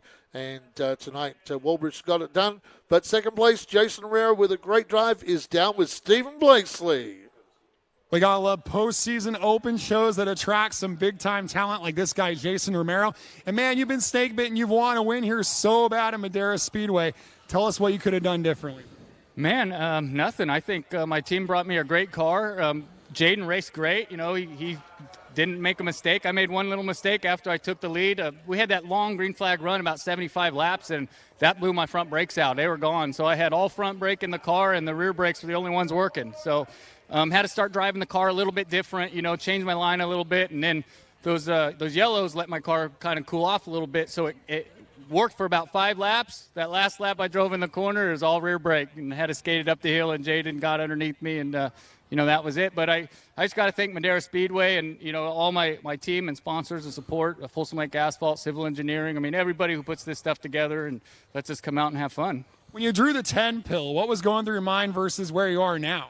It's not where you start the race. It's where you finish it. So, I got faith in my crew. I got faith in my abilities. If the car held out, I think we would have not made that tiny mistake there at the end, but it cost us the race. This place has snake bit me a lot, as you said, and, we're getting there. We're going to get us one. In the final practice today, we broke a track bar, or a third link. So we had to put a new one in there. Went out and qualified, set a good pace close to the track record. And this car comes out once a year. We ran this car last year at this race. It's got the big motor in it, and you can see it boogies, man. It scoots. Well, he scooted from 10th to 2nd, almost a victory tonight for Jason Romero. Well, what a drive tonight for Jason. We'll run down the finishing positions. These may be a little unofficial, but we'll go with them. Jaden Walbridge took the race win from Jason Romero. Matthew Meach, who we'll talk to soon, in third. Lauren Papakuntz, fourth. Bradley Erickson, Jacob Smith, Haley Lyles, Carl Pierce, Howard Holden, and Lucy Carmona in her return rounds out the top 10. They are followed by Matt Erickson, Kersey Young, Trevor Slunt, Donnie Large Jr., Sheldon Cooper, Landon Lewis, Ricky Nelson, Aaron Mullins, Mike Hensley, Thomas Suarez, and Jeffrey Erickson. That is the full field tonight for this 100-lap event. Stephen Blakeslee now is down with our third-place competitor tonight. It is Matthew Meach with Stephen Blakeslee. Well, like Jason Romero, Matthew Meach, another driver making a visiting appearance here at Madera Speedway that bore some fruit, third place, but that wasn't so certain a few laps before that last restart. How did you end up here on the podium? Yeah, it was a long night, attrition, but we had some speed early on, so that was really, really encouraging. But, yeah, there was some madness there at the end. I saw the 17 lose a tire and just couldn't react quick enough and jammed on my brakes and just got a little bit of it. But it's mostly in one piece. That's the positive. That was a long race with a long green flag run, and you're not running terribly often, so it seemed like your car and you as a driver really responded to that. Yeah, it's been months since I've been in the car last time, and even 2 years before that. So it's just good to get back in acclimated. But it was a long run, but the car was really good in the beginning. First 50 laps was awesome, and then we just got a little too tight. Well, a high-quality team with a high-quality crew and a high-quality driver as Matthew Meach comes home in third here at Madera Speedway. Well, Stephen Blakeslee, that was a high-quality race tonight to round out the Madera Speedway season on MAV TV, the Triple Turkey Open Challenge tonight. And you got to admit, that is one of the best races. Long green flag laps tonight, and the drivers really slicing and dicing and racing hard. And I think very, very fair and clean racing tonight. Well, that rounds out the season for 2021 from Madera Racing on MAV TV. On behalf of production crew, Matt, Kenny Shepard, all our cameramen, my broadcast partner, I am Outback Andy Foster. He is Stephen Blakeslee. Thank you for watching Madera Racing on MAV TV in 2021, and stay tuned because 2022 is even going to be bigger from Madera Speedway with Madera Racing on MAV TV. Good night, race fans. Well, we step out of the MAV TV booth, and we're going to step over here to you YouTubers real quick. Wow, that was just an incredible night of racing tonight here at Madera Speedway. I'm going to get, I think we may get Kenny Shepard, our track owner, and, of course, the guy that steers the ship over here. But a great night of racing for our YouTube fans out there. Well, Kenny Shepard is in here. Wow. That's the way to finish 7 years on MAV TV. Yep. I don't know that I've seen a better race. Incredible. Yep, incredible racing tonight. Matt, you might want to switch that if that one's acting up. Go in and give us a shot. Matt's over here working. Well, where's all your stuff here? Where'd I find the YouTube people? Well, they're going to be on here. Here we go. I found them. I got to know what people are saying out there. I remember Mark Walbridge back in the day, Charles Heaton. Charles, I'll bet Mark Walbridge was on the floor. He's actually at home. He didn't make it here. He was watching the live stream. I'll bet you Mark Walbridge, Jaden's grandpa, fell off the end of the seat, lost his seat, landed on the floor watching those last couple of laps. What a hammer-down race. Big green flag run. Yep.